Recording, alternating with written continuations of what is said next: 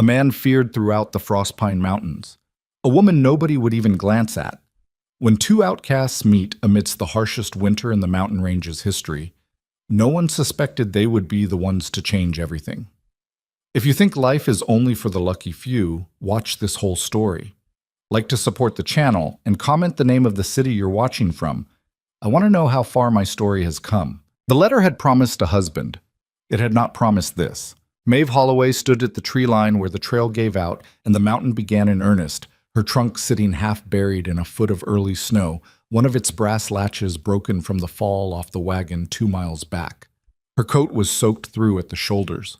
Her boots, good boots, the best she'd owned, had a split along the left heel that had been letting in cold water since mid-morning. She couldn't feel 3 of her toes on her right foot, and the light was going fast, the sky turning that particular shade of pewter that meant more snow before nightfall. She looked up at the mountain. Somewhere up there, according to the letter in her coat pocket, was the homestead of one Ronan Voss.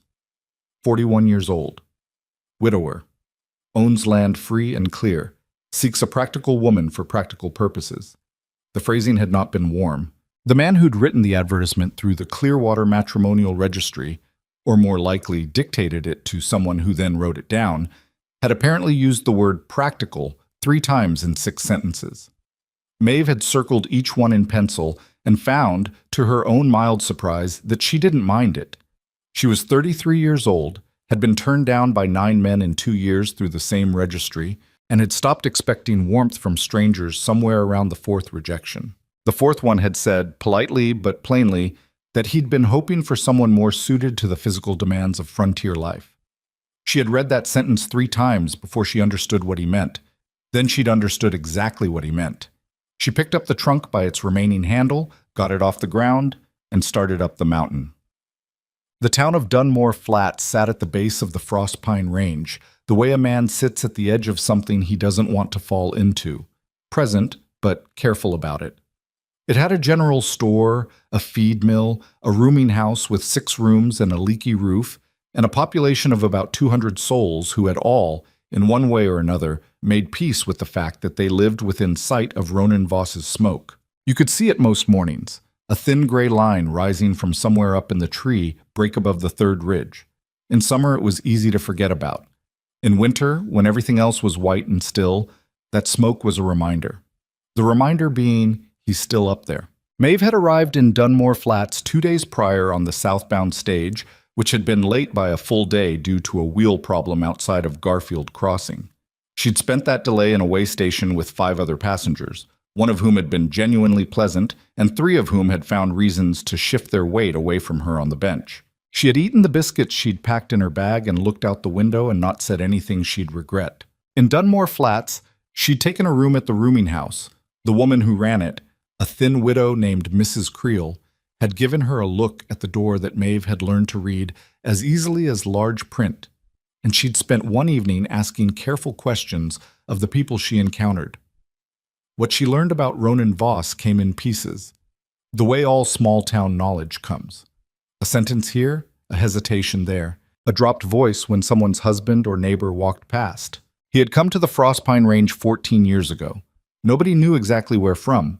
He'd built his homestead on the upper slope, 40 acres, good timber, a creek that ran cold all year, and he'd made it clear from the start that he didn't want visitors.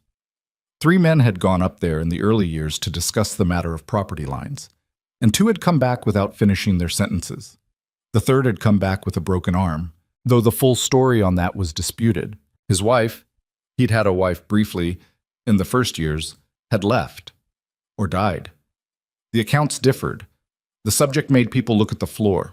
He was 6'4", possibly taller, with a scar that ran from his left ear to the corner of his jaw. He had hands that could do damage. He did not come to town. He did not socialize. He sent a boy named Cully down once a month with a list of supplies and the money to pay for them, and Cully would come back up with whatever the list required and not much else. He put a man through a fence, offered the farrier's apprentice, a kid of about 17 who was very clearly enjoying himself. Year before last, fellow from the mining survey tried to walk his property without asking. Was the man badly hurt? Maeve asked. Broke his collarbone. Did the man ask permission? The apprentice blinked. What? Did the surveyor ask permission before walking the property? O baltaki shakankin. Well, that's not really the... Never mind, Maeve said. She thanked him and went back to her room and read the letter again. Practical woman. Practical purposes. She had, over the past 2 days, gathered that the matrimonial registry advertisement was a surprise to most of Dunmore Flats. A few people seemed to find it funny. The woman at the dry goods counter had actually laughed. A short, private laugh she tried to cover with a cough when Maeve mentioned who she was there to see. You'll want to go back home, Mrs. Creel told her that evening, setting down a bowl of soup that was mostly water with some intentions in it. Wherever home is. I'll see him first. He doesn't see people.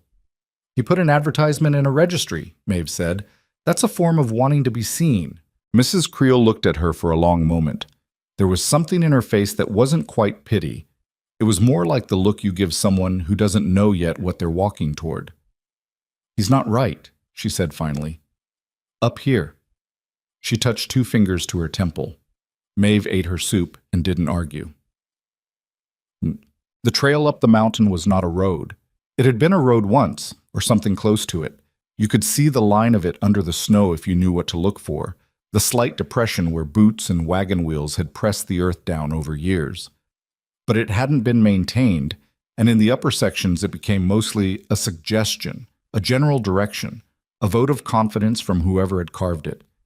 That a person could, in theory, get from here to there. Maeve had gotten directions from the boy, Cully, whom she'd found outside the general store early that morning. He was 11 or 12, small and serious-faced, with the particular watchfulness of a child who had learned that adults were not always reliable. He'd looked at her trunk, then at the snow on the trail above them, and then at her. It's a hard walk, he said. I imagine so. He won't be happy about it. Probably not. Cully had chewed on that for a moment. Then he'd given her very precise directions, repeated twice, and told her to watch for the blaze marks on the birch trees at the second fork, because the left trail looked right, but wasn't. She'd thanked him, and he'd nodded, still with that serious face, and she'd had the distinct impression that he thought she was either very brave or very foolish, and hadn't yet decided which. She thought it might be both. The trunk was heavy. She stopped twice in the first mile to rest her arms, setting it down in the snow and working the feeling back into her fingers. The cold was a serious kind of cold, the kind that didn't bluster or gust, but simply sat on everything with its full weight. Her breath came out in thick clouds. The trees up here were old, frost pine mostly, heavy and dark, the kind of trees that didn't move in the wind so much as absorb it. The light between them was dim and blue-gray, and the snow fell from a sky she couldn't quite see. She found the blaze marks. She took the right fork. The trail climbed harder after that, and her lungs started to argue with her. She was not a small woman. She knew that. She had known it since she was 12 years old, and her mother's sister had taken her aside at a family gathering and explained in gentle, terrible terms that Maeve would need to work harder than other girls at certain things. She had spent 20 years understanding exactly what that meant and exactly which things. Walking up a mountain in deep snow with a broken trunk was one of those things. She did it anyway. She had a fair bit of practice at doing things anyway. She was breathing hard and her left heel was genuinely painful, and the light was getting thin when she saw the smoke. Not a thin line this time. Actual smoke, gray and heavy, rising from somewhere just above and ahead. And then the smell. Wood smoke and something else. Animal hide, maybe. The smell of a place that had been lived in hard and practical through many winters. She came out of the trees into a clearing and stopped. The homestead was not what she'd expected, though she'd tried not to expect much. It was a cabin, a real one, not a shack, built from heavy timber with the logs fitted tight and a roof that had a proper pitch to it, steep enough to shed snow. There was a barn set back to the left, solid and dark, and a lean-to structure beside it that held split firewood stacked head-high and running the full length of the wall. A smokehouse, a root cellar, its angled door half visible under a drift. The clearing itself had been worked. You could see the old furrow lines under the snow, the remnant shapes of a garden that had been real and productive before the cold set in. None of this was visible from Dunmore Flats, she realized. None of it. She stood there for a moment, getting her breath back and taking it in, and she was still standing there when the cabin door opened. Oh, he did not come out slowly. He came out the way something comes out when it has been watching the tree line for a while and has finally decided to stop watching and deal with whatever's there. Ronan Voss was everything the descriptions had said, and several things they hadn't. He was very tall, not exaggerated tall, not performance tall, but the kind of tall that meant every doorway in that cabin had probably been modified at some point. He had on a coat that had been heavy once, and was heavier now from years of use, and he was carrying an axe in his right hand, not threateningly, just the way a man carries an axe when he's been splitting wood, and heard something in the tree line. His hair was dark, going gray at the temples, longer than fashionable, and not particularly concerned about that. The scar was there, yes, left ear to jaw, raised and pale against skin that had been weathered by years at altitude. His face, as he looked at her, was not readable. "You're on my land," he said. His voice was low, not a shout, but it carried in the cold air without any trouble at all. "I know," Maeve said. "I'm Maeve Holloway. You wrote to the Clearwater Matrimonial Registry." Silence. He looked at her, then at the trunk, then back at her. "You walked up," he said. It was not quite a question. "The trail ends at the second ridge. I didn't see another option." Another silence. He had very dark eyes. She couldn't tell the exact color in this light. And they were doing the same thing the farrier's apprentice's eyes had done, the same thing most people's eyes did. They moved. A quick inventory. The width of her shoulders, the fullness of her face, the way her coat sat on her frame. She stood still and let him do it and kept her own face neutral. Because she had been doing this since she was 12 years old, and she was very tired of flinching. "The letter said practical," she said. "I took it to mean neither of us was going to waste the other's time with pretending, so I'll ask you plainly, do you want me to turn around or do you want to let me in out of the cold?" He was quiet for a long moment. The snow had started again. Not heavy, just a few flakes sifting down through the still air, the kind of snow that doesn't announce itself. "Come in," he said, and turned back to the door. The inside of the cabin was warm. Genuinely, thoroughly warm, the kind of warm that hits you in the face when you come in from real cold. There was a hearth along the left wall with a fire going that had clearly been burning for hours. A good fire, well built, not just for show. The room was large. He'd need it to be at that height, and it was sparse but not empty. A table, heavy and scarred. 2 chairs, a bench along the wall. Shelves with tools and supplies arranged with no aesthetic intention but a clear functional logic. A rifle above the door. Skins hung on 2 of the walls. Not decorative, drying. The floor was plank wood, uneven but clean. It smelled like wood smoke and pine resin and something cooking. Something in a pot on the hearth that she couldn't identify but which smelled better than the soup at Mrs. Creel's. Ronan set the axe by the door and didn't offer to take her coat. She took it off herself and hung it on the peg that was clearly meant for a coat because there was only one peg, and it was at door height. He went to the fire and crouched beside it with the particular ease of someone who spent a lot of time at floor level, and he added a piece of wood without looking at her. "Sit," he said. She sat at the table. She was still wet through in several places, and her left heel was throbbing, and she was more tired than she'd been in a long time, but she sat up straight and kept her hands flat on the table and waited. He didn't say anything for a while. He was looking at the fire. "How'd you find Cully?" he asked finally. "Outside the general store, he gave me good directions." He shouldn't have. He was trying to be helpful. "He's 11. He did it better than most adults would have," Maeve said, "including giving me the warning about the left fork, which I suspect would have been a real problem." Something shifted in Ronan's face. Not quite a smile, not close to a smile, actually, but a slight loosening around the jaw, the ghost of some expression that had probably been easier to access before whatever had happened to make him the man he was now. "Left fork goes to a drop," he said. 40 feet. People who don't know the mountain try it in the snow." "Have any tried it?" "One," he said. "Survived. Mostly." The fire popped. Outside, the wind had started to pick up, and Maeve could hear it moving through the frost pines, that particular low moan they made when they took a real wind. It was getting colder out there. She was glad, in a plain and uncomplicated way, to be in here. "You should tell me why you answered," Ronan said. He was still looking at the fire. "I need a situation," Maeve said. "A real one. I have some money. Not a lot, but enough to be useful.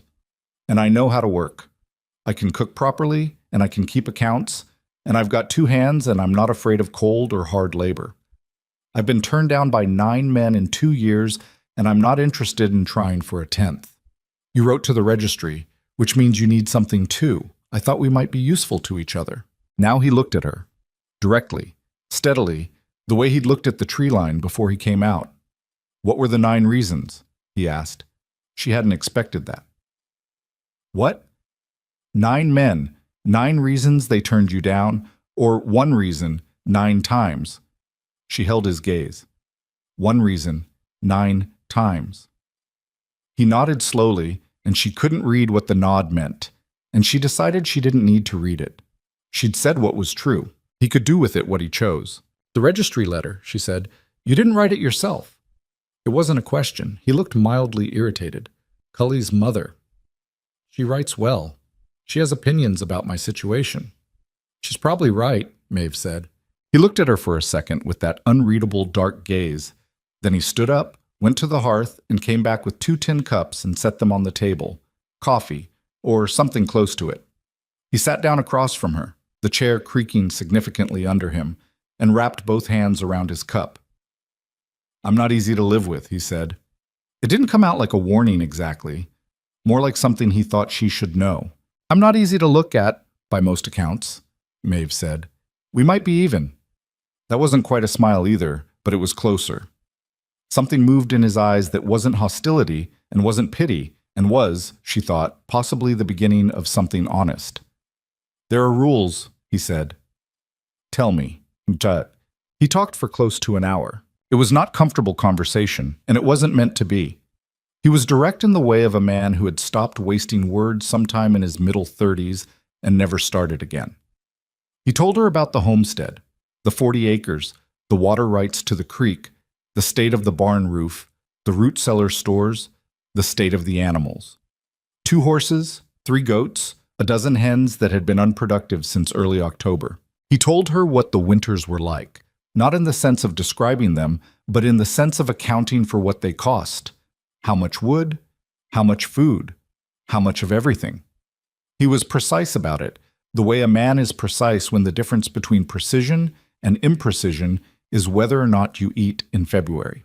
He told her about the town. "They don't like me," he said flatly. "I noticed. They'll like you less for being here. They don't know me well enough to like me yet.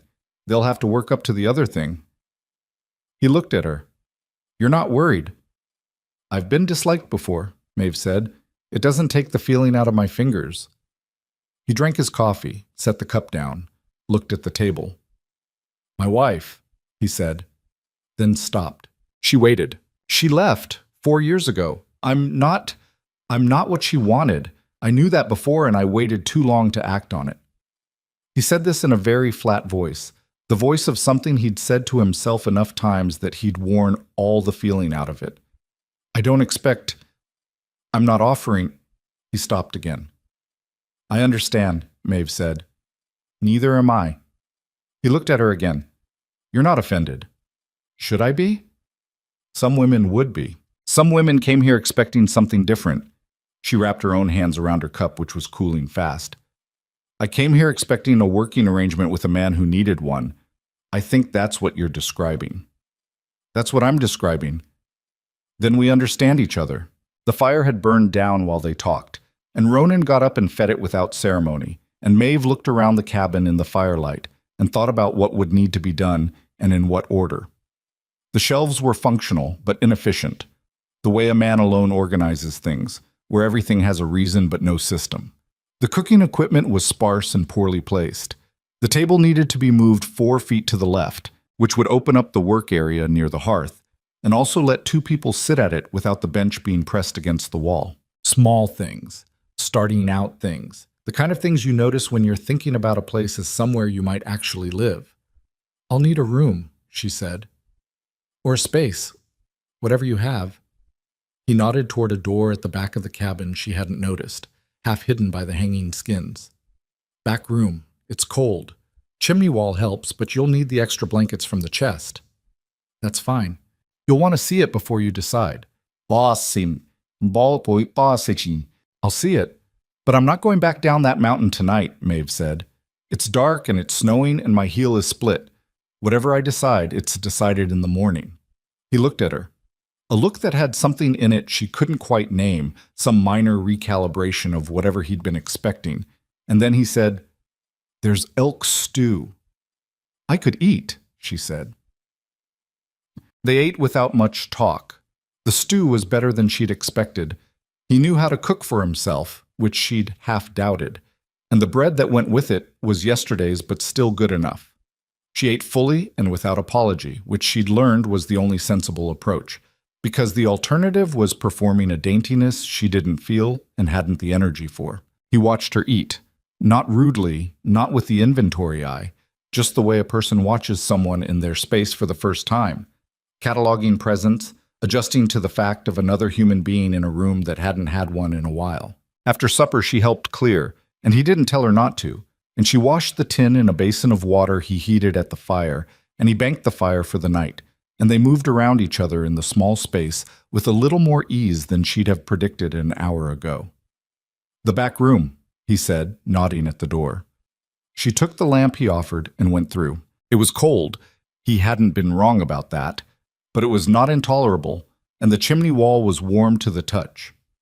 There was a rope bed with a corn husk mattress that had seen better years, and a chest at the foot of it that, when she opened it, produced 3 heavy wool blankets that smelled of cedar and considerable time. A single window, shuttered tight against the cold. A peg on the wall. A small wooden stool. She sat on the edge of the bed and pulled off her boots, flinching when the left one came free, and looked at the room in the lamplight. It was not much. She thought of the rooming house in Dunmore Flats, Mrs. Creel's watery soup, the woman at the dry goods counter who had laughed into her hand. She thought of the 9 letters, each with their various careful phrasings around a single blunt truth. She thought of the trail up the mountain, the way the snow had felt on her face when the second wind started, the way her lungs had burned and her arms had ached with the trunk, and she'd kept going anyway because stopping in those conditions was not an option she was willing to accept. She made the bed with the 3 blankets, layering them the way her grandmother had taught her, and she lay down without undressing except for her boots, and she pulled the blankets up to her chin.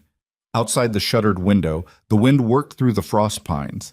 Inside, the chimney wall radiated a slow, steady heat. She was still there in the morning. What? The first week was not easy and not comfortable, and she wouldn't have called it a success by any measure except the one that mattered, which was that at the end of it, she was still there. She found the gaps in the homestead's organization the way you find gaps in anything, by looking for what was missing and working backward.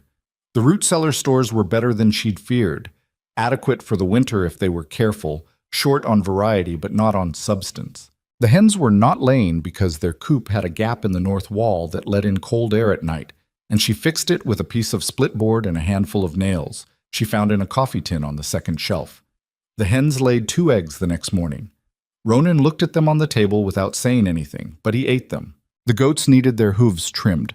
She did it herself, having done it before on her uncle's farm, because she didn't ask Ronan for things she could manage herself.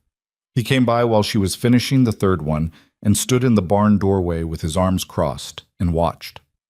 "You've done that before," he said. "My uncle raised goats.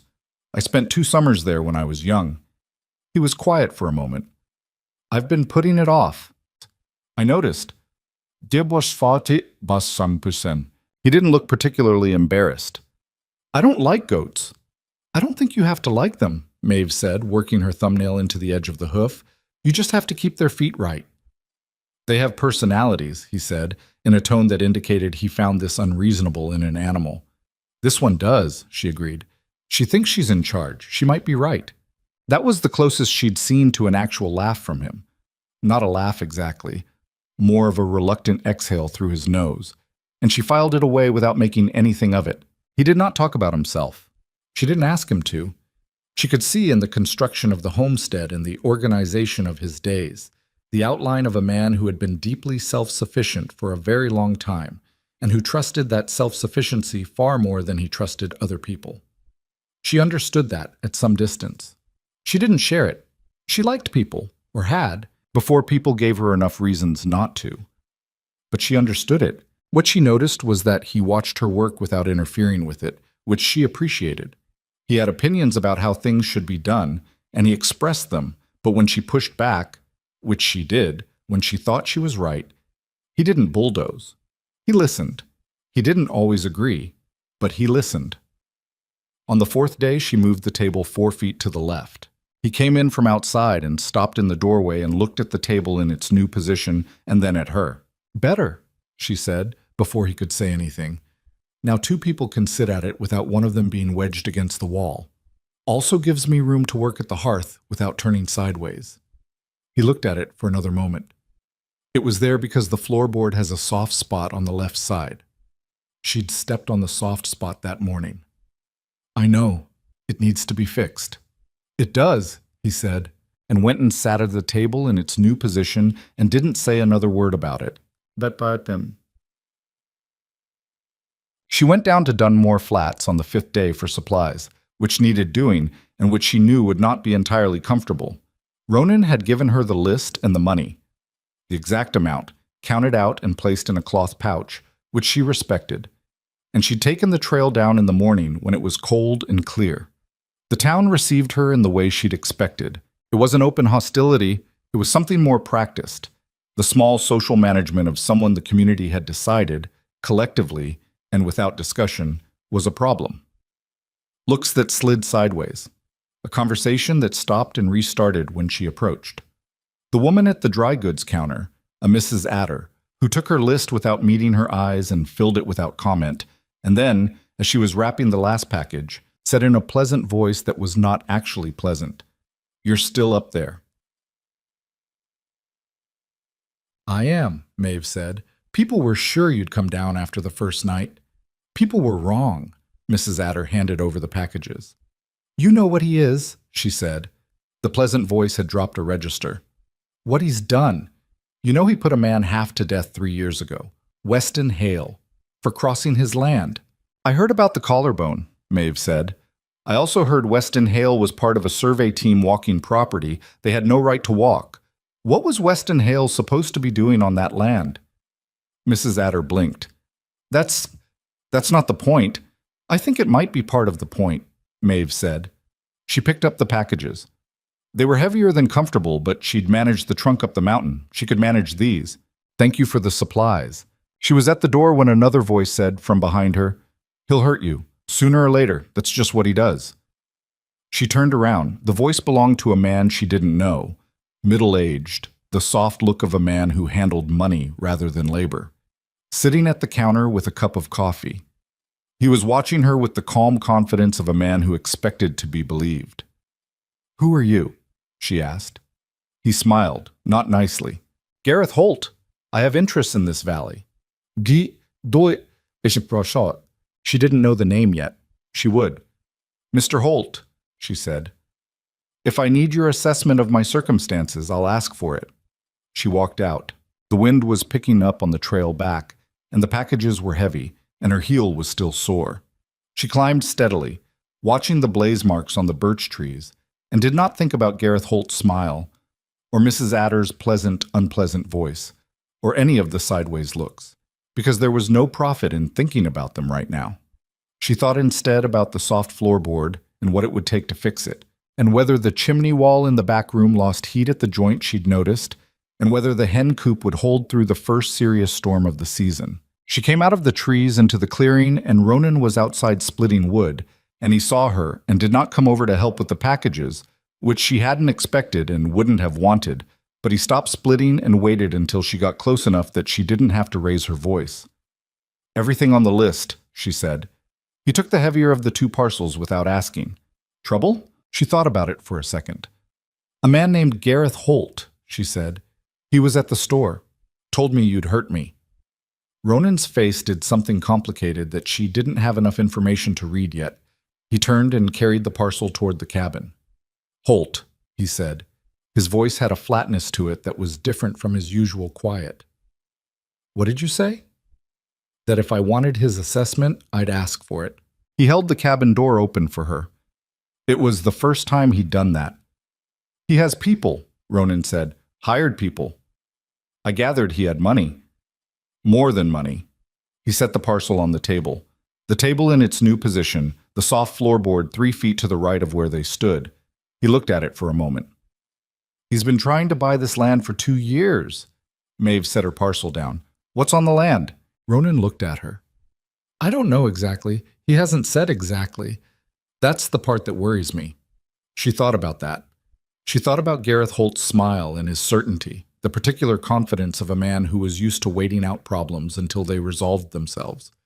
She thought about Ronan up here on this mountain, alone for years, with that kind of patience working against him from below. "We should find out," she said. He was quiet for a moment. "We," he said. Not a challenge. More like a word he was getting used to the weight of.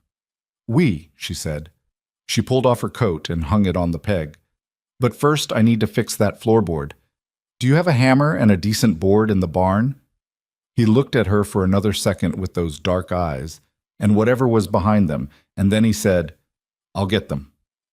By the end of the second week, the back room was warmer, and the hens were laying reliably, and the table was in the right place, and the soft floorboard had been replaced with a piece of ash plank that Ronan had cut to size without being asked twice. They were not close. That was not the word for it. But they had begun to develop a functional language. The language of people who share a space and share the work of it, who learn each other's edges and begin to navigate them without constant collision. He knew that she woke early and worked quietly and didn't want conversation before she'd had her coffee. She knew that he disappeared into the forest for 2 or 3 hours most afternoons, and that this was not something to ask about, and that he came back more settled than when he left. They ate together. They talked about what needed doing and what they'd done. Sometimes, in the evenings, he talked about the mountain. Not feelings, not history, just the mountain itself, the way the weather moved across it, the trails he knew, the places the elk ran. She listened. She asked questions. He answered them. One evening, he asked her where she was from, and she told him, a small town in the flat country, east of the big river, a kind of place that was neither prosperous nor miserable, just relentlessly ordinary. She told him about her parents, her father's dry goods shop, her mother's competence, the way they'd been practical people in a practical life. She told him about the 2 summers at her uncle's farm, the goats, the work she'd liked. She did not tell him about the 9 letters. He didn't ask. But near the end of the evening, the fire burning low and the wind working at the shutters, he said, without looking up from the harness he was mending, whatever they said, the men, it was their loss. She didn't say anything for a moment. "It was a setback," she said finally. "Not a judgment." He looked up. "Yes," he said. "That's the right way to think about it."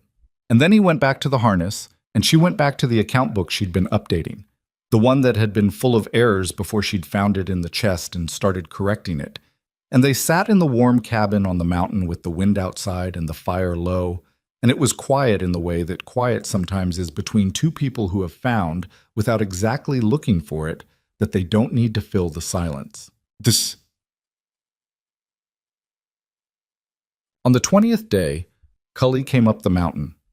He arrived just after mid-morning, breathing hard from the trail, his face red with cold and something else, urgency maybe, or fear at the edges of urgency.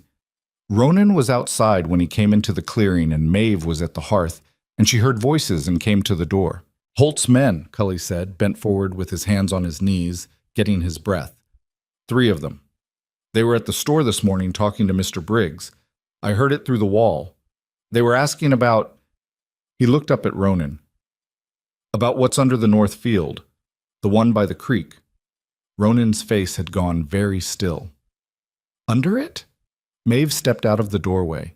"Something about what the rock is," Cully said, standing up straight. "I don't know. One of them said, he said it was worth more than the whole valley put together. That's what he said." The 3 of them stood in the clearing in the cold. The snow had stopped overnight, and the sky was hard and blue, and the frost pines stood completely still in the windless morning. Maeve looked at Ronan. His jaw was set and his hands were loose at his sides, and he was looking at the northern tree line with an expression she hadn't seen on his face before. Not anger, exactly. Something older than anger. The look of a man who has been waiting for a particular kind of bad news and has just received confirmation that it's real. They're going to come for it, she said. Not a question. They're going to try, Ronan said. Cully looked at him, then at Maeve with that careful, serious face. My mother says you should be careful, he said. She says Holt has more friends in this valley than you think, and that some of them wear badges. The wind came then, a single gust that moved through the frost pines and was gone, and in the silence after it, Maeve could hear the creek below the north field, running cold under its shelf of ice, running over whatever was in the rock beneath it. Thank you, Cully, she said. Come inside and get warm before you go back down. He came inside, and while he drank the hot cider she heated for him at the fire, and while Ronan stood at the cabin door looking out at the mountain and the hard blue sky, she began thinking, not about running. She had not come up this mountain to run. She thought about what Gareth Holt's certainty had looked like, standing at the store counter with his coffee, watching her walk out. She thought about Mrs. Adder's pleasant, unpleasant voice, and the men whose names she didn't yet know who had been asking about the Northfield's rock. She thought about what was needed. Not a man's fight, not a last stand. Something more durable than that. She poured Cully more cider and she put a piece of wood on the fire, and she started thinking about who else in this valley had reason to know what Gareth Holt was. Cully left before noon, slipping back down the trail with his collar turned up and his serious face pointed toward the valley. Maeve watched him go from the cabin doorway and then turned back inside where Ronan was standing at the table looking at nothing in particular with the concentrated stillness of a man working something through. The North Field, she said. You've never had it tested. No reason to. He pulled out the bench and sat down. It's rock. Good rock for building, maybe. I used some of it for the barn foundation.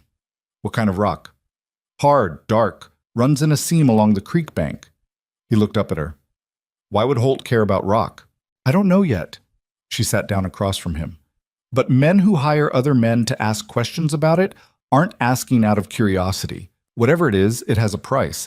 And if Holt already knows the price, then we're already behind. Ronan was quiet for a moment.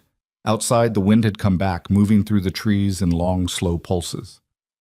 There was a man, he said, came through 3 years ago, passed himself off as a traveling merchant, spent 2 days in town. I saw him once from a distance.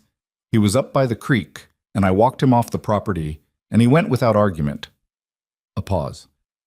I didn't think much of it. Holt sent him. Probably. So he's been planning this for 3 years. At least, Ronan said. He said it flatly, without particular bitterness, the way he said most things that had bitterness in them, as if expressing it would cost more than it was worth. Maeve thought about that. 3 years of patience from a man like Gareth Holt meant either that whatever was under that rock was worth waiting for, or that he'd been waiting for the right circumstances. Waiting, perhaps, for a man alone on a mountain to become isolated enough, tired enough, or cornered enough to sell at a bad price. She thought about all the small ways that kind of waiting could be used. The looks in the store, the conversations that stopped, the accumulated weight of a community that had decided to keep its distance. What did he offer? She asked. When he approached you, $300 for 40 acres. He said the land wasn't productive, said I was sitting on it for sentiment. What did you say? Ronan looked at the table. I told him if he set foot on my property again, I'd put him through a wall. And he smiled, Maeve said. Not a question. Something shifted in Ronan's expression. He smiled. She'd known men like Holt, not this specific version, not a man with hired people and valley interests, but the type. Men who treated other people's anger as confirmation, who took a slammed door as information about where the weak point was and filed it away for later. A man like that didn't stop wanting what he wanted just because you told him no. He just started working a different angle. He'll go to the county, she said. Or he already has. We need to know what the legal situation looks like. Your deed. Do you have it? Ronan got up without answering and went to the back of the cabin. She heard the chest open in the back room, and then he came out with a flat tin box she hadn't seen before. He set it on the table and opened it. Inside, a folded document, a receipt from what looked like a land office, and a small bundle of papers she couldn't read from where she sat. She pulled the deed toward her and unfolded it. It was 12 years old, properly stamped, properly signed, with the description of the property lines in the legal language of the period. She read it twice, slowly. "This is clean," she said. "I paid for it clean." "I know. That doesn't always matter to men like Holt." She folded it again carefully. "He'll look for something wrong with the survey, or he'll argue the creek boundary. The water rights, specifically.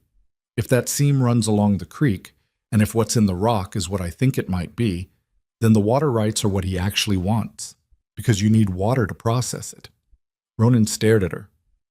"Process what?" "I'm guessing," she said. "But that dark, hard rock in a seam near a water source? I knew a man back home, a mining man, and he used to talk about what to look for. I'm not certain, but I think you might have silver." The words sat on the table between them for a moment. Ronan looked at her with an expression that was not excitement. It was something much closer to the opposite, a kind of recognition, tired and unsurprised, of the way good luck and bad luck tended to arrive in the same package. "Silver," he said, "or lead ore, which is almost as useful for what Holt would want. Either way, it explains the water question and the 3 years of patience." He was quiet for a long moment. Then, "If I'd known—" "You'd still have done the same thing," Maeve said. "You came here for land. You built something. The fact that there's something under it doesn't change what you built." He looked at her. She wasn't sure he agreed with that, but he didn't argue it. "What do we do?" he asked. It was the first time he'd asked her that directly. She noticed it and didn't make anything of it, just thought about the answer. "You need to get the deed registered again at the county level," she said, "freshly stamped and witnessed with the current date. That makes it harder to argue a title dispute after the fact, and we need to find someone who can survey that seam without telling Holt about it. Everyone in Dunmore Flats talks to everyone." "Then we go around Dunmore Flats." She paused. "Cully's mother, the woman who wrote your registry letter. What's she like?" Her name was Nora Pell, and she was a widow of 4 years who ran the only laundry in Dunmore Flats, which meant she knew things about everyone in the valley that they would have preferred she didn't. Maeve came down to town 2 days later on a clear, cold morning and found Nora in the back of the laundry, working a pair of trousers through a wringer with the methodical aggression of a woman who had a lot on her mind. She was small and red-handed and direct, which Maeve appreciated. She looked up when Maeve came in and said, without preamble, "You're still there." "People keep saying that like it's surprising," Maeve said. Nora looked at her for a moment. Not the inventory look, something more level than that. "Cully likes you," she said. "He doesn't like most people. He gave me good directions. I was grateful." "Sit down," Nora said, and nodded at a stool near the stove. She kept working the wringer. "What do you need?" Maeve told her. Not everything, but enough. The seam. The water rights. Holt's 3 years of groundwork. Nora listened without interrupting, which Maeve had learned was the mark of someone who already knew most of what you were telling them and was waiting for the part they didn't. "He bought the Ferris claim last spring," Nora said when Maeve finished. "The 40 acres east of yours, east of Ronan's. Then he bought the Kellner strip in October. He's been buying up around the Frostpine base piece by piece." Maeve thought about that. "He's building a perimeter. That's what it looks like." Nora wrung out the last of the trousers and dropped it in the basket. "He doesn't need to own Ronan's land if he can control every piece around it, control the access, control the water downstream, make it impossible to operate without his cooperation." She dried her hands on a cloth. "The Ferris family didn't want to sell. They were the third family Holt's approach worked on." "What does that mean? His approach worked on?" "He must go to Parsmatain." Nora sat down on the other stool and looked at Maeve with the clear gray eyes of a woman who had been watching the valley a long time. "Holt doesn't threaten people. Not directly. He just makes things harder. A shipment doesn't arrive. A debt gets called in early. A rumor gets started about the quality of a man's work. Nothing you can point at. Nothing you can take to the sheriff." "Who's the sheriff?" "Man named Casper Dole. He's had Holt's money in his pocket since before he was elected." Maeve sat with that for a moment. "So we can't use the law?" "Not locally." Nora folded her hands in her lap. There's a circuit judge who comes through every 3 months. Honest man, I believe. But 3 months is a long time if Holt moves first. Then we need to move first, Maeve said. And we need people. Nora was quiet for a moment. Most people in this valley are afraid of Holt, and most of them are also... She paused, choosing carefully. They've had reasons over the years to avoid trouble with Ronan. Reasons that have mostly been misunderstandings, I think. But misunderstandings accumulate. I know, Maeve said. I'm not asking people to like him. I'm asking them to recognize that what Holt's doing to him, he's been doing to all of them, just more carefully. Nora studied her. You've thought about this. I've had 2 days, Maeve said. Long nights on a mountain. Something in Nora's expression shifted. A kind of appreciation, plain and unsentimental. There are 3 families I can think of who have legitimate grievances against Holt and might be willing to talk. Might, not will. The Pickett family on the South Road. Holt forced their eldest son out of his freighting contract, the Weller brothers, who run the sawmill. Holt tried to buy their water rights last year, and when they refused, he had the county assessor double their property tax. She stood up and picked up the laundry basket. And old Marcus Greer. He's been here since before the town had a name. Holt's been trying to get his grazing land for 2 years. Marcus is stubborn as bad weather, but he's also 71 years old, and he can't manage a long fight alone. Can you get word to them? Maeve asked. Not a meeting yet, just let them know there might be something worth talking about. Nora looked at her steadily. This is going to make things difficult for you, she said, more than they already are. They're already difficult. I mean, Holt has more reach than you know. If he understands that you're the one organizing against him, he'll come after you specifically. Not Ronan, you. Maeve thought about Gareth Holt's smile in the store, the calm patience of it. Let him, she said. Bunk. She told Ronan that evening over the last of the elk stew that she'd spoken to Nora. She laid out what Nora had said, the perimeter Holt was building, the 3 families, the sheriff. She told it plainly, without dramatic framing, the way she'd learned he preferred information to be delivered. He listened without interrupting. At the end he was quiet for a while, turning his cup in his hands. The Pickett boy, he said finally. Teddy Pickett. I had words with his father 2 years ago, over a fence line. What kind of words? The kind where I was right about the fence line and not particularly gentle about saying so. Maeve looked at him. How right were you? Completely right, and I knew it, which made me... He stopped, set the cup down. I wasn't gentle about it.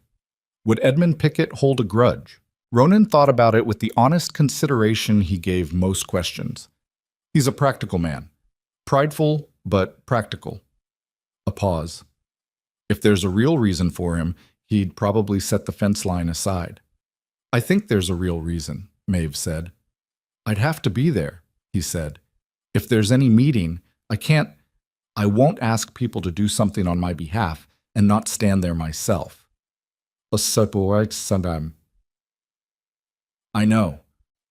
She pushed the empty bowl aside. But you'd need to let me do most of the talking.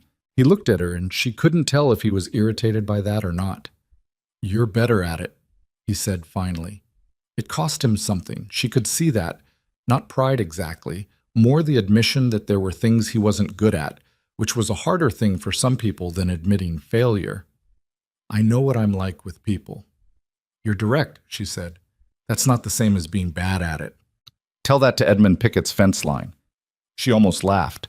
She came close. He noticed. Something moved in his face.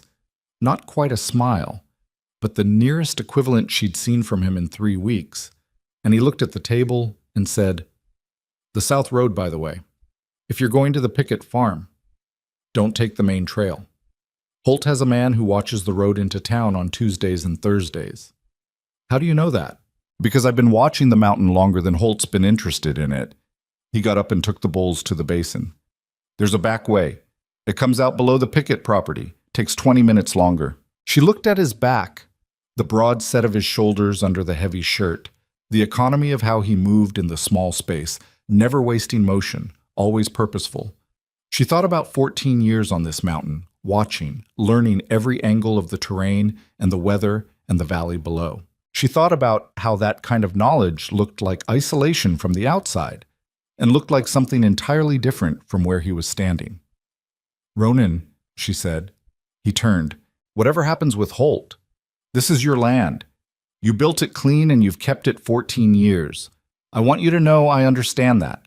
She said it directly, without sentiment, because sentiment would have made him dismiss it. "I'm not here to save you from something. I'm here because we have the same problem and it makes more sense to address it together." He held her gaze for a moment. His expression was, as usual, not easy to read, but something in it was different from the way he'd looked at her on the first night, when she'd stood in his clearing with her broken trunk and he'd done his inventory. "I know," he said. "That's why I let you move the table." She stared at him for just a second before she understood that was, in the particular dry language of Ronan Voss, an attempt at a joke. "The table," she said, "is in the right place." "Yes," he said. "It is." He went back to washing the bowls, and she picked up the account book, and the evening settled around them. And outside the frost pines took the night wind the way they always did, without complaint and without yield, and the fire burned steady in the hearth, and neither of them said anything more, which was its own kind of conversation. The trouble came, as trouble often does, not in the form you've been expecting. 12 days after Colley's visit, a group of men came up the mountain. Not Holt's hired hands. Not yet. These were townspeople, 4 of them, with Edmund Pickett in the lead and a man named Dole, the sheriff, walking just behind him, his badge catching what little winter light there was. They came in the early afternoon, and Ronan saw them from the tree line where he'd been checking the fence on the upper pasture, and he came down to the clearing ahead of them. Maeve was in the barn when she heard the voices. She came out and stood in the barn doorway and assessed the situation quickly. 4 men, 1 with a badge, and Ronan standing in the middle of his own clearing with his arms at his sides and that particular set to his jaw. She crossed the yard. The sheriff, Caspar Dole, was a man of about 50, with a good coat that didn't quite match the rest of him. The coat said money, and the rest of him said something older and more weathered and not entirely comfortable with the coat. He had a paper in his hand. "Mr. Voss," he said, "I have a notice here from the county assessor's office. There's a question been raised about your water rights along the North Creek, specifically whether the rights as recorded in your deed cover the full extent of the waterway as it runs through your property." "They do," Ronan said. "It's in the deed." There's been a counterclaim filed. The air in the clearing had gone very still. Maeve positioned herself to Ronan's left, close enough that she was clearly part of whatever was happening, and she looked at Edmund Pickett, middle-aged, sun-worn, with the look of a man who had been told this was a straightforward errand and was beginning to suspect it wasn't. "By whom?" she asked. Dole looked at her without enthusiasm. "By a Mr. Gareth Holt, on behalf of the Frostpine Valley Development Interest." "On what basis?" "Ma'am, I'm delivering a notice." "On what legal basis," she said, "is the counterclaim filed? What specific argument is Mr. Holt making about the water rights?" Dole looked at the paper. He took a moment longer than necessary, and she had the strong impression that he was not a man who had read the paper very carefully before walking up a mountain with it. "He's arguing the deed survey predates the current county water rights framework, and therefore the rights as recorded don't hold under the current code." Maeve looked at Ronan. He was looking at Dole with that flat, contained expression that she now knew was not indifference, but something more combustible than indifference, held carefully in check. "The county water rights framework was updated in 1887, she said. "Mr. Voss's deed is dated 1874. Under the updated framework, all pre-existing registered rights are grandfathered. That's in the county code. Article 12. Dole blinked. "Are you telling me," she said, keeping her voice level, "that Gareth Holt filed a counterclaim that directly contradicts the county code, and your office issued a notice on the basis of it without checking the code?" Dole's jaw tightened. Beside him, Edmund Pickett was looking at the paper in the sheriff's hand with a new expression. Not exactly doubt, but the precursor to it. "The notice requires a response within 30 days, Dole said, retreating into the formality of it. "That's all I'm delivering." "Noted," Maeve said. "We'll have the response filed with the circuit court inside of 2 weeks." She looked at Edmund Pickett directly. "Mr. Pickett, I'd like to speak with you when you have time. Not about this, about something else, if you're willing. Pickett looked at her, surprised to be addressed. He was a man who expected, she thought, to be part of the background of this interaction. What about? About the fact that Holt's development interests filed against your neighbor's water rights, while also, I believe, doubling the assessed value of your south pasture last fall. Pickett was very still. How do you know about that? Because it's the same pattern, she said, and I think you already know it. Dole put the paper back in his coat pocket and said they'd be going now. Pickett lingered another moment, looking at Maeve and then at Ronan with the complicated expression of a man reconsidering a position he'd held for years. End of the week, he said to Maeve. Come by the South Road. She nodded. Dole walked the men back to the tree line. Maeve and Ronan stood in the clearing and watched them go and didn't say anything until the sound of their boots on the trail had faded into the trees. Ronan's arms were crossed. His jaw was still set. He was breathing through his nose with the deliberate evenness of a man managing something. The county code, he said. Article 12. Nora has a copy of the county code at the laundry. I read it 3 days ago. He was quiet for a moment. You've been preparing. Since the night Cully came up. He turned and looked at her. There was something in his face she hadn't seen before. Not quite gratitude, because gratitude wasn't the shape of it, and not admiration, though it had an edge of that. It was something more like recognition, like a man who had been standing at a problem from one angle for a very long time and had just seen it differently. Pickett won't be easy, he said. No, she agreed. But he'll be honest, that's worth more than easy. She turned and went back to the barn, because the goats still needed water regardless of what was happening with the county code. And the afternoon was burning down fast, and there was work to do. Ronan stood in the clearing alone for another minute, looking out at the valley below where Dunmore Flat sat gray and small against the white expanse of the Frostpine Basin, and then he turned and followed her, and picked up a bucket at the barn door without being asked. Edmund Pickett's farm sat on the south road in the way of a man who had decided where he stood and wasn't moving.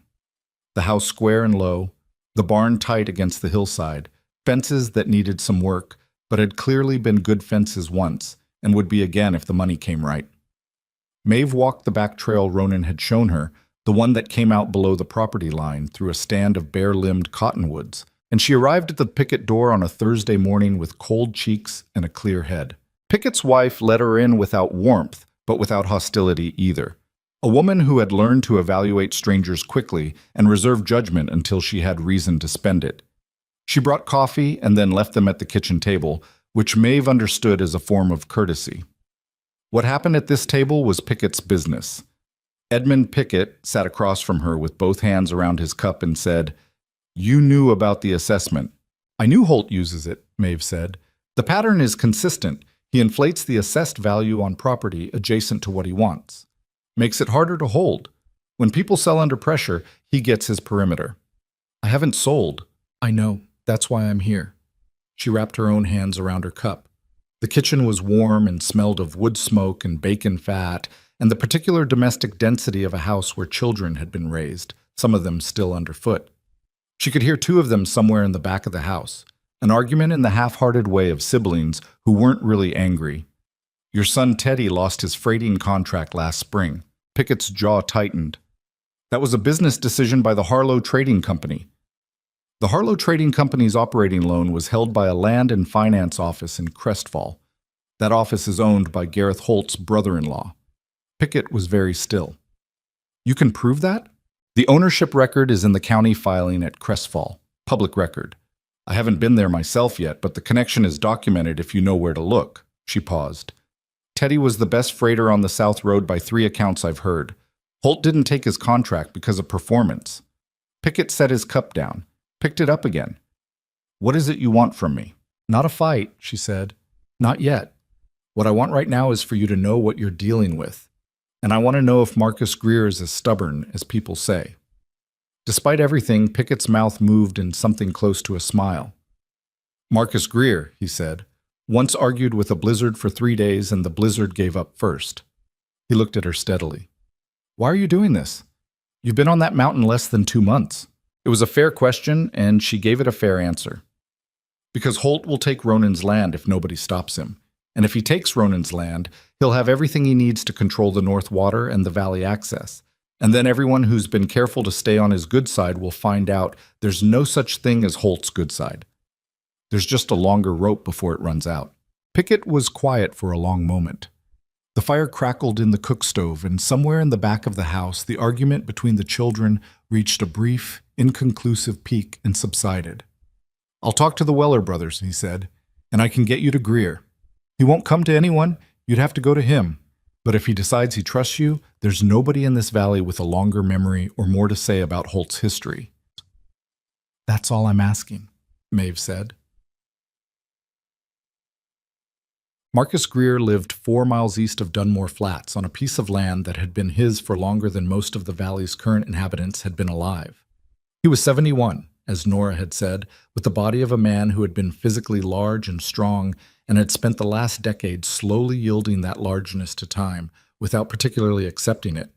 His hands still looked like they could do serious work. His eyes were sharp and unkind in the way of a man who had stopped pretending to be less perceptive than he was sometime around his 40th year. He met Maeve at the gate of his property with his arms crossed and his chin up.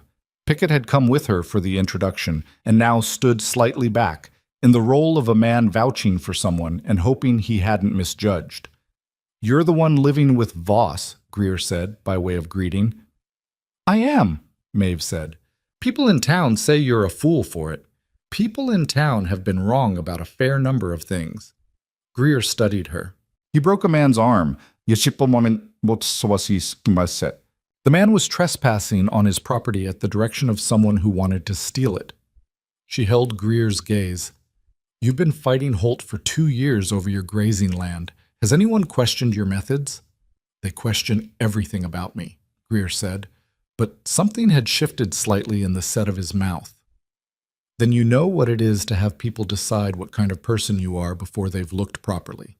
He uncrossed his arms. "Come in," he said, "both of you." What Marcus Greer had was not just stubbornness. He had records. He'd been keeping them since the first time Holt's man had approached him. A ledger, meticulous and dry, with dates and names and the exact substance of every conversation, offer, and incident. He had the letter Holt had sent through a lawyer in Crestfall offering to purchase his grazing land at a figure that was, Greer said, so insulting he'd kept the letter specifically so he could show people how insulted to be. He had a copy of the county assessor's revised valuation of his land, up by 60% in 1 year, which he'd appealed twice and lost twice to a review board that Maeve now suspected was not reviewing much of anything. He also had something else. "The man Holt sent 2 years ago," Greer said, pulling a sheet from deep in the ledger. "The one who posed as a merchant. Name was Denny Cole. I knew him. He used to work for a mining survey company out of Crestfall before Holt put him on retainer." He placed the paper on the table. On it, in Greer's cramped handwriting, was Cole's name, his connection to the survey company, the dates he'd been seen in the valley. Whatever's under Voss's North Field, Holt has known about it for at least 3 years, and there's more. He set down a second sheet. "The Frostpine Valley Development Interest. That's Holt's vehicle. He registered it in Crestfall 18 months ago, but I had a nephew look into the registered principals." He tapped the paper. "There are 3 silent partners. One of them is the county assessor. One of them is Sheriff Dole." The kitchen was very quiet. Pickett let out a slow breath.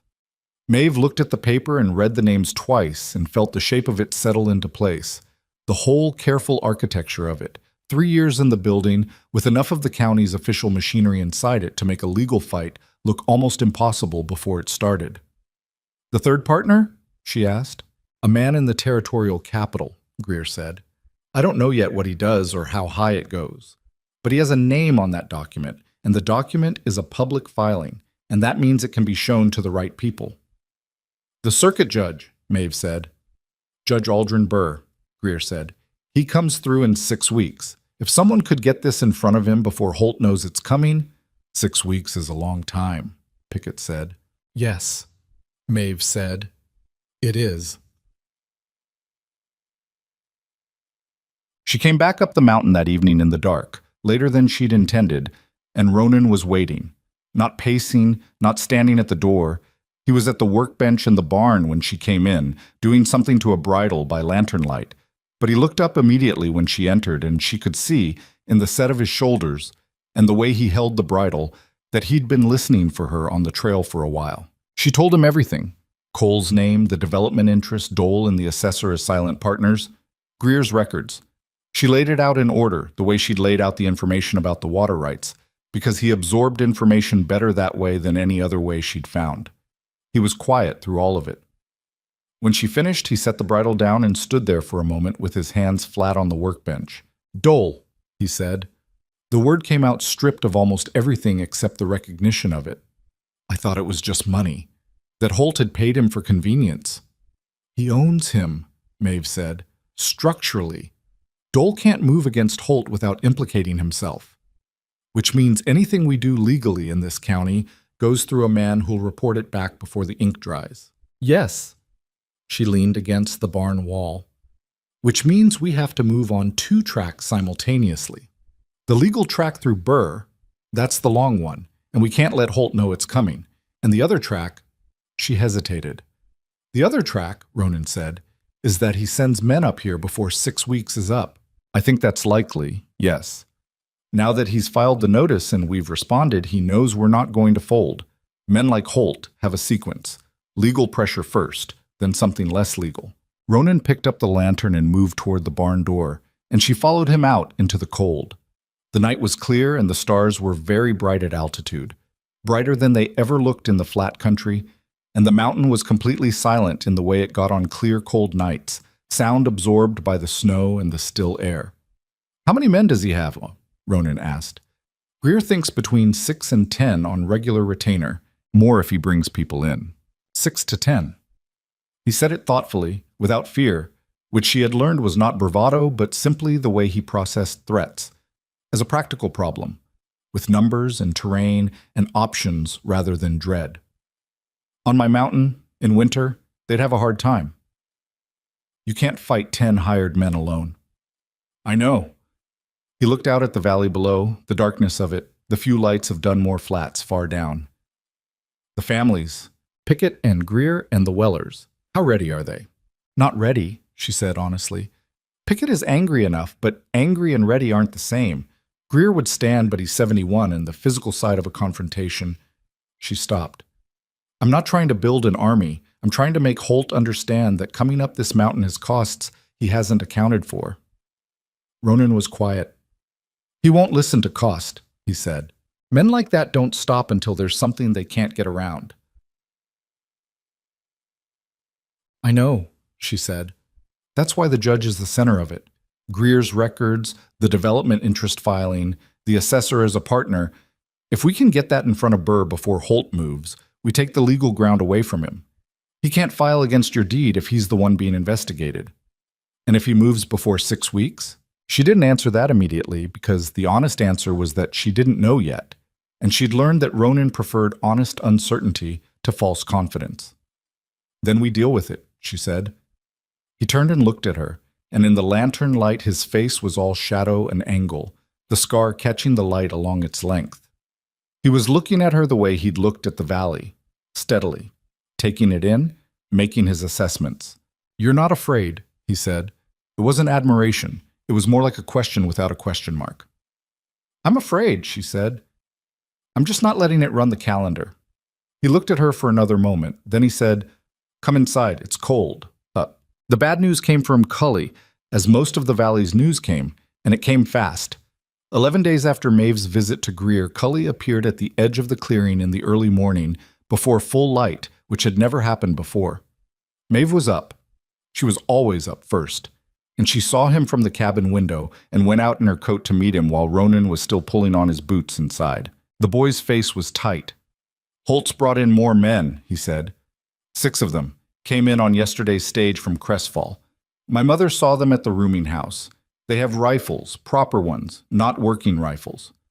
Ronan appeared in the doorway. "How are they set up?" he asked.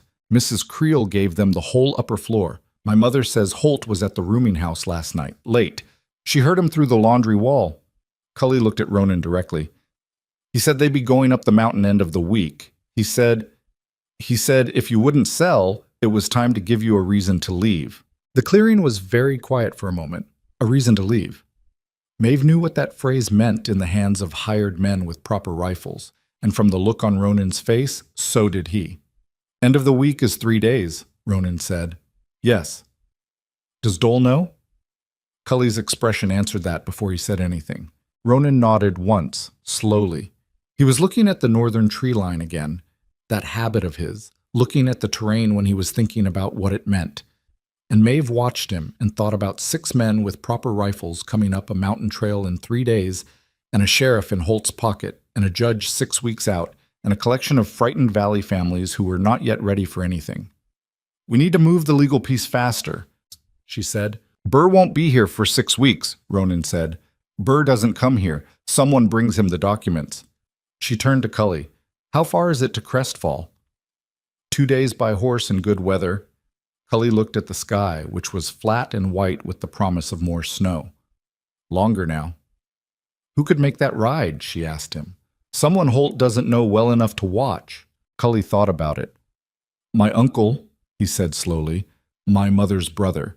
He's not from the valley. He's passing through, staying with us. Holt doesn't know him. Would he do it for money? He's not a man who needs much convincing for the right thing, Cully said, with the careful precision of a child describing an adult he respected. I think you just have to ask him. Maeve looked at Ronan. Greer's documents. We need copies made today and on the road tonight. Nora can copy them, Ronan said. She's faster than anyone in the valley. I'll go down to Greer for the originals. You stay here. She saw his expression. Not because you can't handle Dunmore Flats, because if Holt's men are in town and they see you on the road, we lose the element of, I know why, he said. He wasn't arguing. He was just looking at her steadily. Come back before dark. She went inside to get her coat and her boots. The good ones, replaced after the first pair gave out, bought from the cobbler in town 2 weeks ago with the last of what she'd brought from home. She pulled them on at the door, and when she straightened up, Ronan was standing in the middle of the cabin with his arms at his sides and an expression on his face she'd never seen before. It was not complicated. It was very simple, actually. The uncovered look of a man who was worried, not about the mountain or the men coming up it, about her, on the road. She didn't make anything of it. Making something of it would have made him put it away. I'll take the Cottonwood Trail to Pickett's, she said.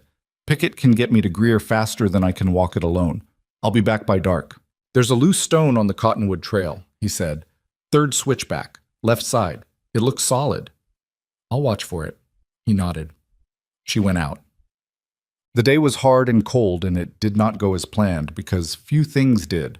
Pickett had his own news when she arrived. The Weller brothers had received a visitor the previous evening. A man from Holt's circle who had, very politely, suggested that their water rights dispute with the county might find a quiet resolution if the brothers could find it in themselves to stay uninvolved in affairs on the mountain. The older Weller had showed the man off his property. The younger one was less certain. The younger one is frightened, Pickett said, pulling on his coat to ride with her to Greer's. He's got a wife and 2 young children, and he hasn't slept well since the assessment went up. I'm not going to tell him not to be frightened, Maeve said, but he should know that staying uninvolved won't protect him. It'll just mean he has no hand in how it comes out. At Greer's, the old man had the documents ready. He'd had them ready since their first meeting, she suspected, because he was the kind of man who had been waiting a long time for someone to ask for them. He handed them over with both hands in the deliberate way of someone passing something valuable and looked at her. You know what happens if this doesn't reach Burr, he said. Or if Holt finds out before it does. Yes. And you're still going. I have Cully's uncle riding tonight. Greer looked at her for a long moment. You're not what I expected, he said, when Pickett told me about you. What did you expect? I don't know, something softer. He said it as if soft was a liability, and he'd been relieved to find she didn't have it. Take the documents, and take this. He handed her a second, smaller envelope. Letter of my own to Burr. He knows my name. He'll read anything with my signature on it. She took both and put them inside her coat, against her body where the cold couldn't get at the paper, and she thanked him and rode back with Pickett through the gathering afternoon, the sky darkening early the way it did in December, the snow starting again just as she left the South Road and picked up the Cottonwood Trail home. She watched for the loose stone at the third switchback. It was exactly where Ronan said it was. She got back to the clearing just as the light gave out entirely, and Ronan was outside with the lantern, doing something at the woodpile that she suspected was less about the wood than about having a reason to be outside with a lantern. He looked up when she came through the tree line, and she held up the envelope, and he looked at it, and at her, and something went out of his face that had been in it all day. "Cully's uncle?" he said. "Tonight," she said. "Nora has the copies for the circuit court filing. The originals go with him." She crossed the yard. "And Greer sent a personal letter. He says Burr knows his name." Ronan held the door open. She went in. The fire was high. He'd built it up while she was gone, more than the evening strictly required. And the cabin was genuinely warm, and she stood close to the hearth and let the cold come out of her coat and her hands and her boots while Ronan poured water for coffee, and neither of them talked for a few minutes. Then he said quietly, "Holt's man was on the South Road this morning." She looked up. "Not near the trail, near the bottom of it." He handed her the cup. He was watching. She thought about that.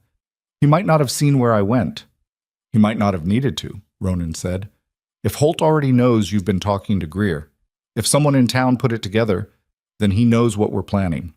Then we're in a race." "We're in a race," he said.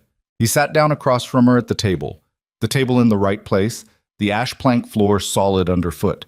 And he looked at the documents in her hand and then at her, and the firelight was warm and uncertain on both their faces. 3 days, he said. 3 days, she agreed. Outside, the snow was coming harder now, the frost pines taking it without complaint. And somewhere below them in the dark valley, in the upper floor of Mrs. Creel's rooming house, 6 men with proper rifles were 3 days from a decision that could not be walked back once it was made. And in a cabin on the mountain, 2 people who had found each other at the end of their separate ropes sat with cold coffee and the quiet weight of what was coming and did not flinch from it. The first day passed without incident, which was almost worse than if something had happened. Maeve spent it working. There was always work. The homestead didn't pause for human crises, and she found that the physical labor of it helped, the way hard physical labor sometimes does, by giving the mind something to hold on to that wasn't dread. She recaulked the north wall of the hen coop where a new gap had opened. She took an inventory of the root cellar with more precision than she'd done before, because if things went wrong in the next 48 hours, she wanted to know exactly what they had and for how long. She wrote out, in the account book she'd been keeping since her 3rd week on the mountain, a clean copy of every date and name and action she'd witnessed or been told about regarding Holt and his people, signed it in her own hand, and put it in the tin box with Ronan's deed. Ronan spent the first day on the mountain's high perimeter. He didn't say that's what he was doing. He said he was checking the upper fence line. But she understood that he was reading the terrain, marking in his mind where men would come from and where they wouldn't, and what the snow conditions meant for movement and visibility. He came back at dusk with snow on his coat and a quietness about him that was more focused than his usual quiet. "There's a ridge above the north field," he said over supper. "If men come up the main trail, they come through a choke point below it. One man on that ridge can see the whole approach." "One man on that ridge is separated from the cabin," she said. "Yes. That's not a good position if they split." He ate for a moment. "They won't split on the first pass. They'll come together to make a show of it. Holt's approach is pressure first. He wants to frighten, not fight. The fighting is what happens when the frightening doesn't work. So the first visit is a demonstration. That's my read." He looked at the table. "Which means we have a window. If we can make a counter-demonstration before they decide to escalate." "That's what the families are for," Maeve said.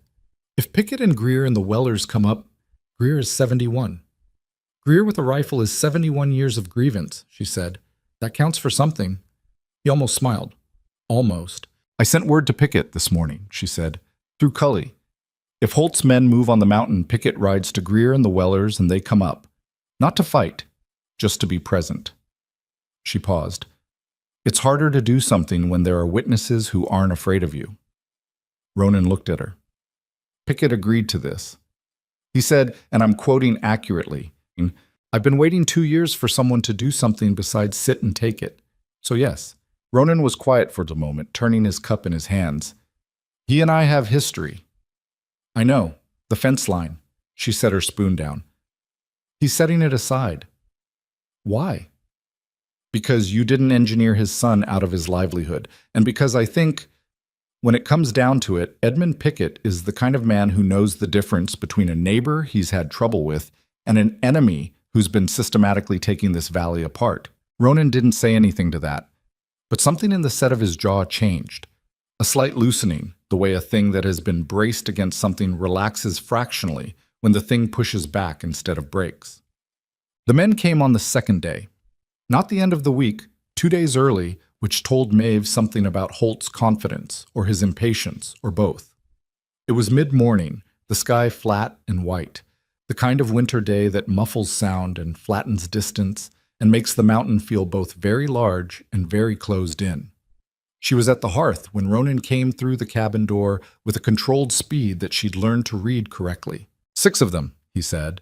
"Main trail, 20 minutes out." She was already moving.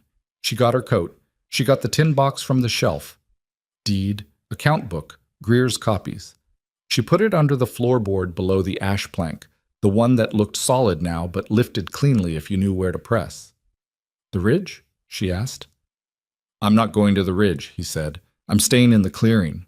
She looked at him. "If I'm on the ridge, it's a standoff," he said. "They come in, they can't see me, they do whatever they want in the clearing, and I'm separated from the cabin. If I'm in the clearing, it's a conversation." He paused. "A conversation with a rifle, but a conversation." "And me?" "Beside me," he said.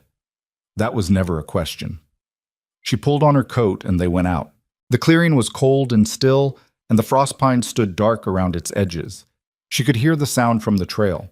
Not footsteps, not yet, but the quality of silence that changes when something is moving through it. Ronan stood near the center of the clearing with his rifle in his hand, not raised, just present. She stood to his left, a step back, not because she was behind him, but because that was the position that kept both of them visible and gave neither of them a blind side. They came out of the tree line in the way Ronan had predicted. Together, in a cluster, 6 men in heavy coats with rifles carried openly and with the deliberate casualness of men who had done this before and wanted you to understand that. Their leader was a man she didn't know, heavy-shouldered and flat-faced, with the experienced blankness of a professional who'd been hired for situations exactly like this one. He stopped at the edge of the clearing and looked at Ronan, and then, with visible recalibration, at Maeve. "Voss," he said. "You know my name," Ronan said. "You're on my land. Mr. Holt sent us to—" "I know who sent you." Ronan's voice was entirely level. "Say what you came to say." The man, she'd learned later his name was Pruitt, he'd done similar work in 2 other counties, shifted his weight slightly. "Mr. Holt is prepared to make a final offer on this property. $800, full consideration, clean title transfer within 30 days. He says it's the last offer." "No," Ronan said. Pruitt's eyes moved to Maeve again. "Ma'am, you'd be well served to—" "I live here," Maeve said. "Whatever you're about to suggest I'd be well served to do, I'd save yourself the sentence." Pruitt looked at her for a moment with an expression that wasn't quite contempt but was in its general neighborhood. Then he looked back at Ronan. "Mr. Holt has legal standing on the water rights claim. Sheriff Dole has authorized an order to—" "Sheriff Dole," said a voice from the tree line, "doesn't have authorization to authorize anything on this mountain." All of them turned. Edmund Pickett stepped out of the trees on the east side of the clearing. He had a rifle. Behind him came his eldest son, Teddy, the one who'd lost the freighting contract, with another. And from the western tree line, moving slower but without hesitation, came Marcus Greer, with a coat that had seen 40 winters and a rifle that had seen more. Behind Greer were the Weller brothers, both of them, which meant the younger one had made his decision in the night. 7 people. In a clearing on a mountain, in winter light, standing on ground that was not theirs, but that they'd come to anyway. Pruitt looked at the tree line, then at Ronan. Something shifted in his calculation. She could see it happening, the rapid reassessment of a professional who has arrived expecting a certain set of numbers and found a different one. This is an obstruction of a legal process. he said. But the confidence had gone out of the sentence even as he was forming it. Bring the legal process to circuit court, Maeve said. She reached into her coat and produced a single sheet, a copy she'd held back for exactly this purpose. Greer's condensed summary of the development interest filing with the names of its silent partners. She walked forward 3 steps and held it out. This is a record of the Frostpine Valley Development Interest's registered principals. The county assessor is a partner in the company whose claims he's been administering. Sheriff Dole is a partner in the company whose notices he's been serving. That document has already been sent to circuit court for Judge Burr's consideration. She hadn't confirmed that Cully's uncle had made it through. She was working on the assumption that he had, because the alternative was not useful. You are welcome to inform Mr. Holt. Pruitt took the paper. He looked at it. He was a man who understood what he was looking at, she thought. Not the legal details necessarily, but the shape of it. The shape of serious trouble arriving from a direction no one had prepared him for. We'll be going, he said. I know, Ronan said. They went back into the trees. The clearing remained occupied for a long moment by 9 people, and a great deal of held breath. And then Teddy Pickett said, That's it? With the slight deflation of a young man who had psyched himself up for something more dramatic, and Marcus Greer said, That's never it. And both of those things were true. But Holt moved fast after that, faster than she'd expected, which meant she'd underestimated either his intelligence network or his desperation, and she spent the afternoon recalibrating. He came to the mountain himself the next morning, not with Pruitt's men, with Dole and a man she didn't know in a coat that was too good for Dunmore Flats, a crestfall coat, the kind worn by lawyers or by men who kept lawyers close. He came to the edge of the clearing and stopped and looked at the cabin and the barn and the homestead in the way of a man appraising a property he considered already purchased. Holt was not what she had expected from the store, seen at a distance. Up close he was smaller than her memory of him. Not in height, which was average, but in presence. He had the look of a man who was always the most important person in the rooms he chose to be in and who had organized his life carefully to ensure those were the only rooms he entered. Coming up a mountain in winter to negotiate with a man who'd refused him was not the kind of room Gareth Holt was built for, and it showed in a subtle tightening around his eyes. Ronan stood in the doorway of the cabin. Maeve stood in the clearing, because she'd decided the night before that whatever Holt came to say, she was going to be the one he said it to. Holt looked at her with the expression of a man encountering an obstacle he hadn't expected to be an obstacle. I came to speak with Voss. I'm aware of that, she said. Say what you came to say. The woman has no legal standing. She speaks for this household, Ronan said from the doorway, in the flat, unambiguous tone that ended that particular sentence. Holt recalibrated. She could see it happening, and she could see that he didn't like it, and that was fine. The documents you've sent to Burr are based on a fundamental misreading of the partnership filings. My attorneys will have the matter clarified within... Your attorneys, Maeve said, will have a difficult time clarifying a public filing that lists Assessor Crane and Sheriff Dole as registered principals of the development interest that has been filing claims against the properties those same men administer. She kept her voice conversational. Because that's not a misreading, that's the filing. And Greer's letter to Burr includes the original documents, not copies, and the circuit court received them 4 days ago. Holt was quiet for a moment. The lawyer-coated man beside him had gone very still. Whatever you think you have, Holt said, and his voice had changed. The pleasant certainty was still there, surface level, but underneath it something had curdled. It's not going to matter in the long run. This valley is going to be developed one way or another. That mineral seam runs under 3 properties, and this is one of them. And the people who own the other 2 have already agreed, she said, or already pressured? Business is pressure, Holt said. That's all it ever is. Then you understand what this is, she said. She reached into her coat again. She had become, she thought, the woman who was always reaching into her coat, and produced 2 sheets this time. This is a signed statement from Thomas Weller, who runs the sawmill, describing the visit your representative made to his property 3 days ago, and the suggestion that was made regarding his water rights and his non-involvement in affairs on this mountain. He's characterized it as a threat, and he's characterized it accurately, and it's signed and witnessed. She held the second sheet. This is a statement from Edmund Pickett describing the circumstances under which his son's freighting contract was terminated, and the connection between the contracting company's financing and your brother-in-law's office in Crestfall. She extended both papers.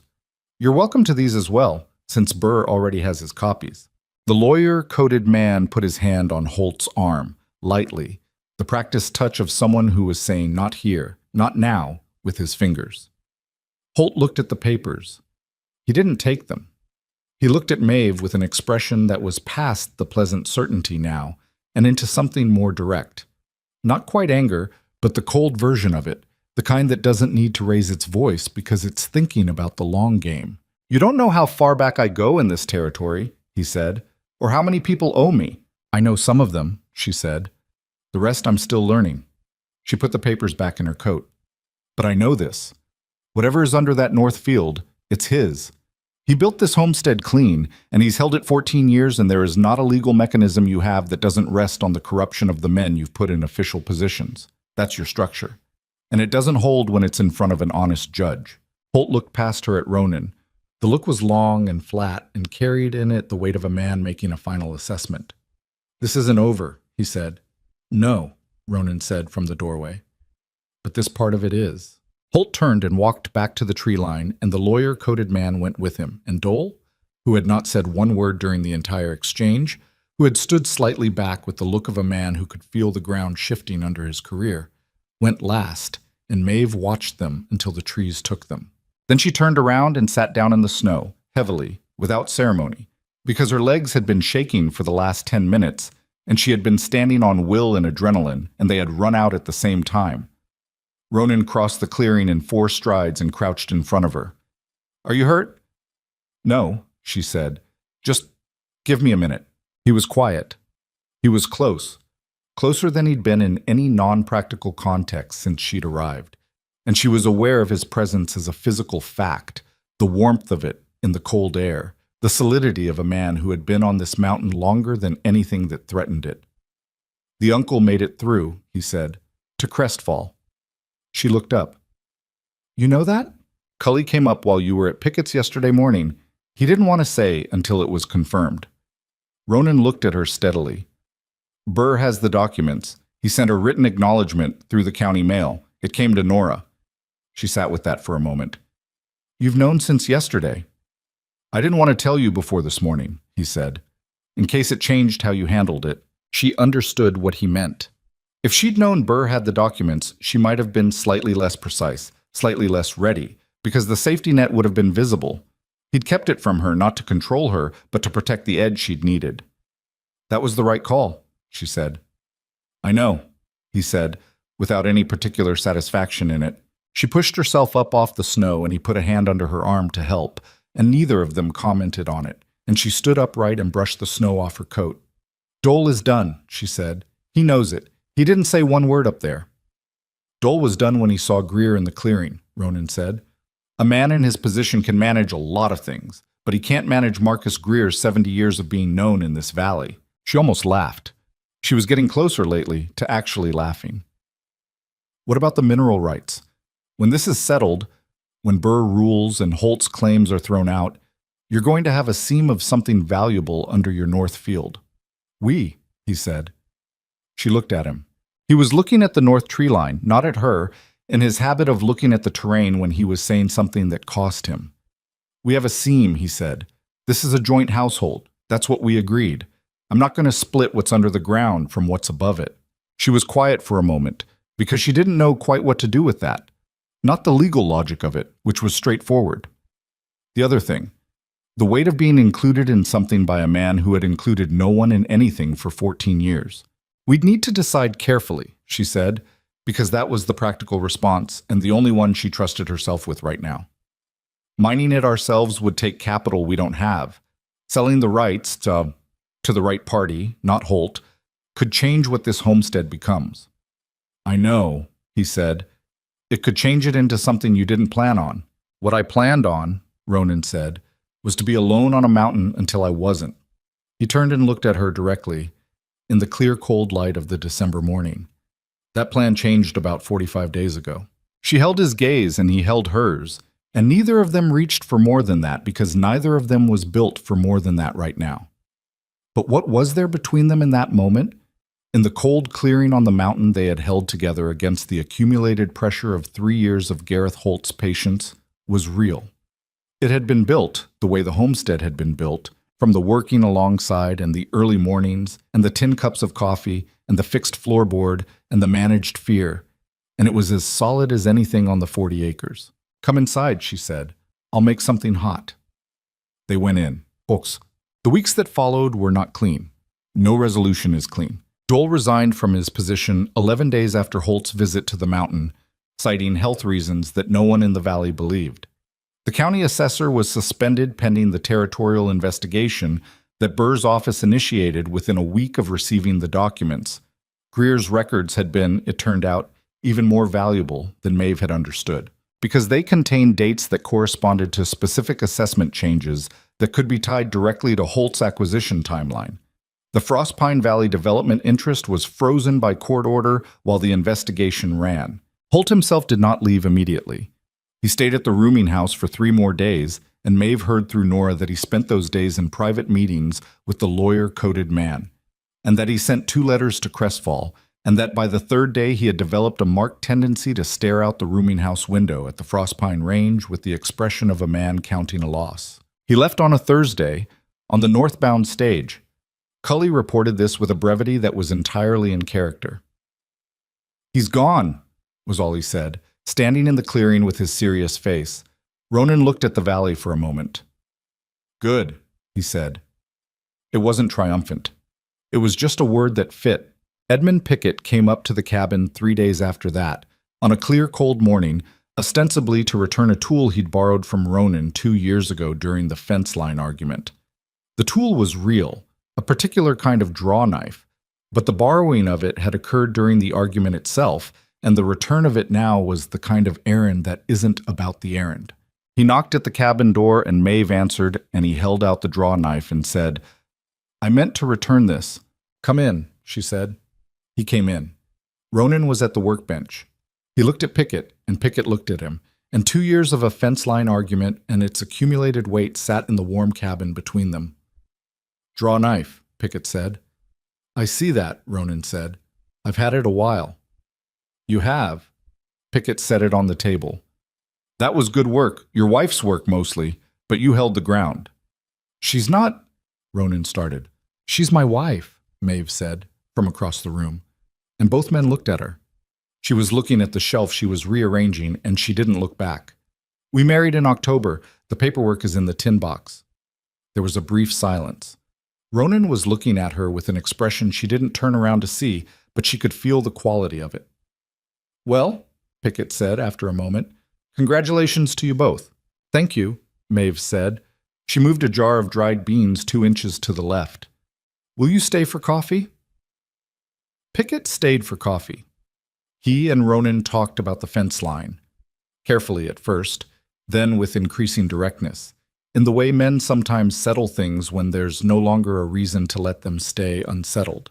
They didn't become friends that morning, but they became something in the neighborhood of it, which on a working frontier was often enough. After Pickett left, Ronan stood in the cabin for a moment and looked at Maeve, who was still rearranging the shelf with no apparent intention of addressing what she'd said.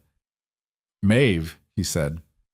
"The shelf was inefficient," she said. "That's not—" "I know what you're going to say." She turned around. Her face was composed but not entirely, the way a face is when someone has said something they meant but hadn't planned out loud. "I said we were married because that's what this is. That's what it's been.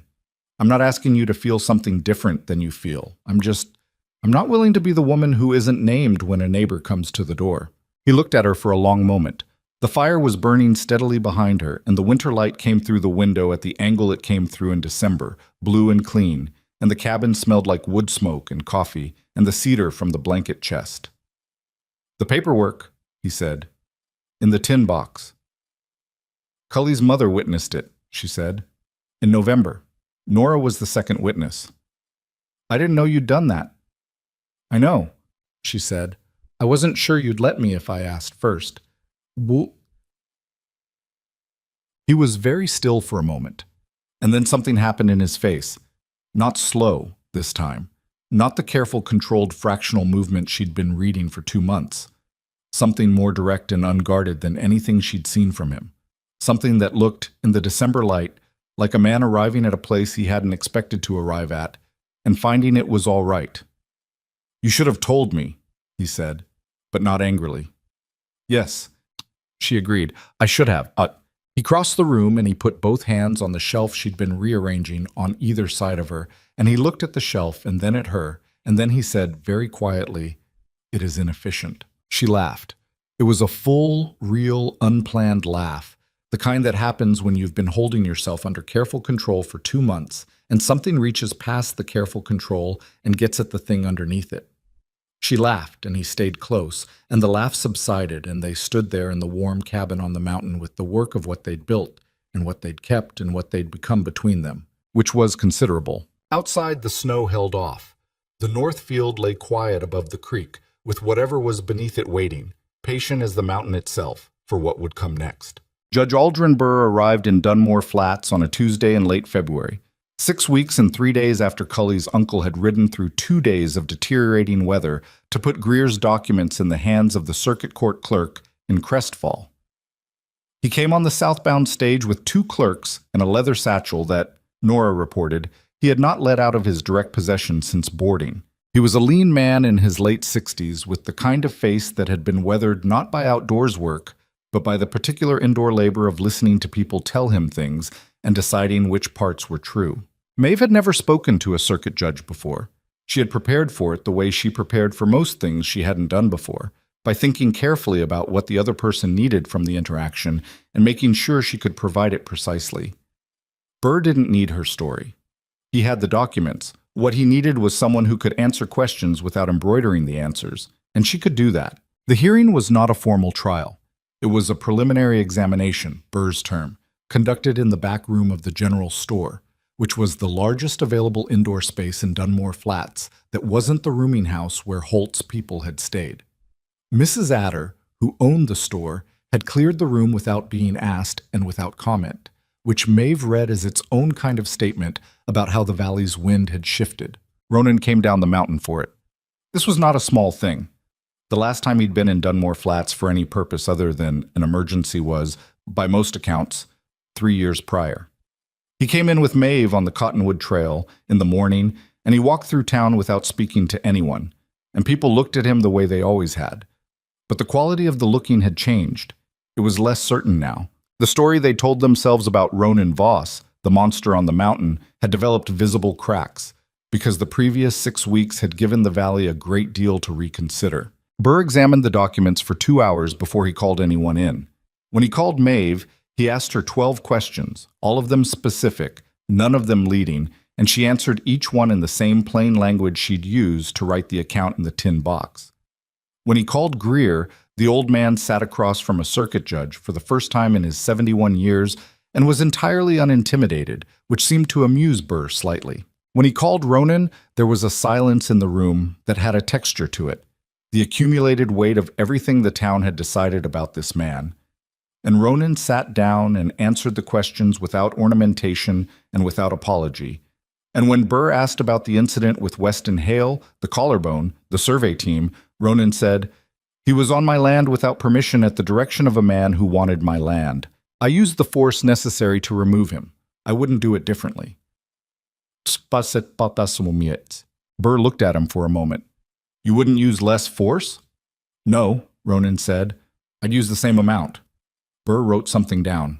Maeve, sitting against the wall, could not tell if this was good or bad, and decided to let it be what it was. The ruling took 4 days, which Burr spent at the rooming house reviewing his notes and conducting 2 additional interviews, one with Edmund Pickett, one with Thomas Weller, the younger brother who had nearly stayed home and hadn't. Maeve spent those 4 days on the mountain in a state of managed suspension, doing the work that needed doing and not talking much about what was happening below.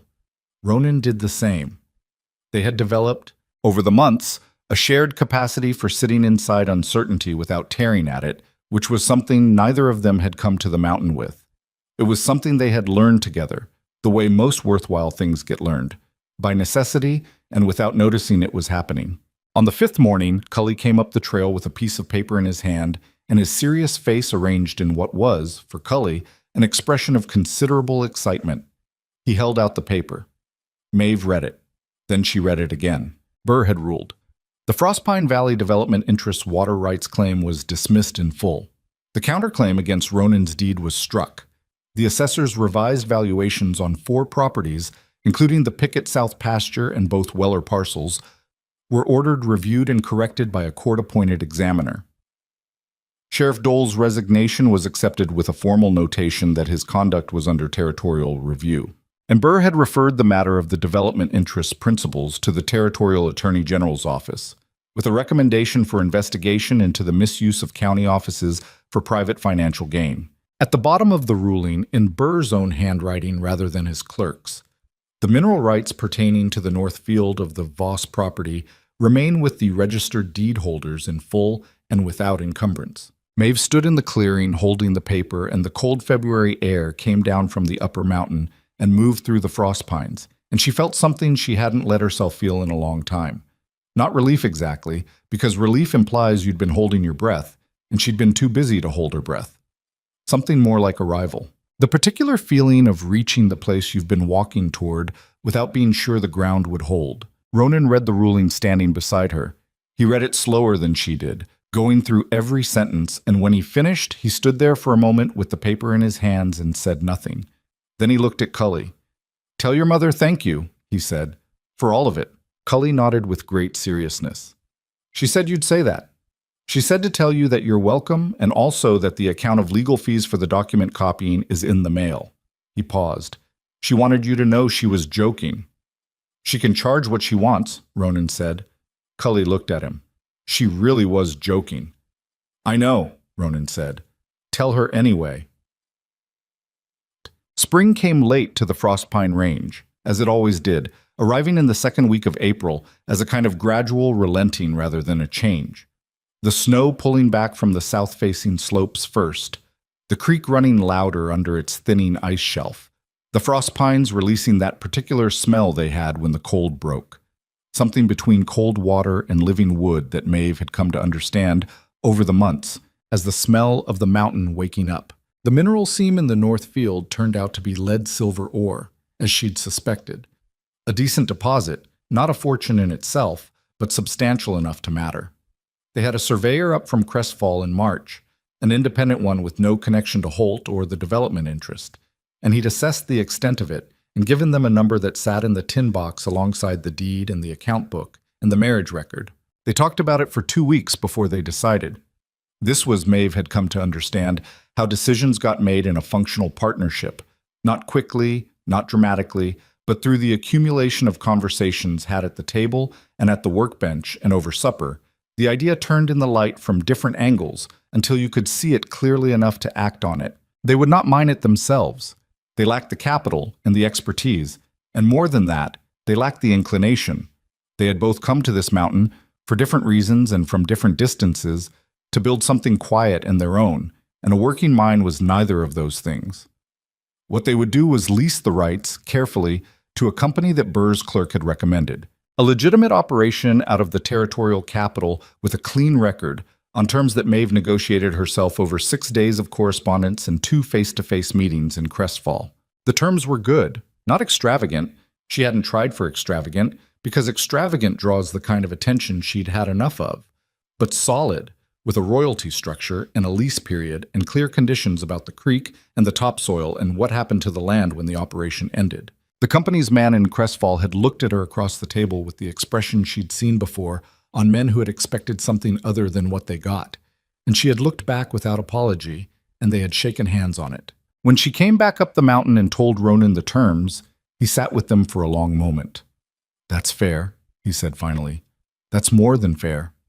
"It's what it's worth," she said. "Not more, not less." He looked at her. "You could have gotten more." "I could have pushed harder," she said. "There's a difference. Push too hard on a fair deal and it stops being a fair deal, and then you're in a different kind of relationship with the people you're depending on to handle your land right." She poured coffee for both of them. "We're going to be their landlords for 20 years. I'd rather they feel they were dealt with honestly." Ronan drank his coffee and thought about that. That's how you think about most things, he said. It wasn't a criticism. It was something closer to understanding arriving in words. It's how I've had to think about most things, she said. When you don't have the advantage of size or position, you'd better be right about what's fair. It's the one thing people can't argue with once they've seen it. He was quiet for a moment. Is that what you thought about me when you came up here? She considered the question honestly. I thought you'd been decided about badly, she said, by people who mistook your edges for your whole shape. She looked at her cup. I do think that sometimes people earn their reputation.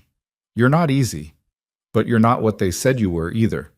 There's a space between those things, and that space was where I thought, maybe. Maybe, he repeated, with something in it that was almost wry. It was a well-founded maybe, she said. It worked out. He set his cup down. It did, he said, plainly without fuss, which was the highest form of agreement available from Ronan Voss. And she had learned to hear it for what it was worth. 1. The valley changed after Holt left, though not all at once and not without friction. That is the nature of a community that has been organized around someone else's interests for years. It doesn't immediately become something better just because the organizing force is removed.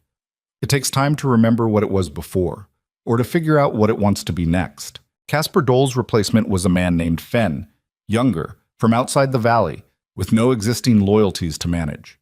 He was not remarkable, but he was honest, which after Dole was sufficient to count as a recommendation. The assessor's office was reconstituted under the court examiner's oversight, and the 4 properties whose valuations had been inflated were corrected, and the Weller brothers' water rights dispute was resolved in their favor by an actual reading of the county code, which turned out to contain exactly the provision Maeve had cited to Dole on the mountain 9 months before. Teddy Pickett got his freighting contract back. This happened because the Harlow Trading Company's financing arrangement with Holt's brother-in-law's office was dissolved when the brother-in-law was included in the Territorial Attorney General's investigation, and the new financing arrangement had no particular interest in who drove what wagon on what road.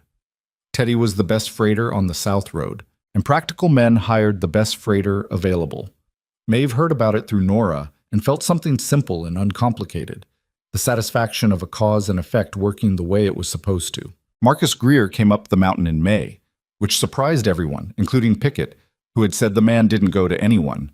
He came on a gray horse with a bad temperament that suited him, and he arrived at the clearing and looked around at the homestead, the tight cabin, the solid barn, the lean-to with its new supply of split wood, the kitchen garden that Maeve had put in that spring along the south-facing slope where the sun came first.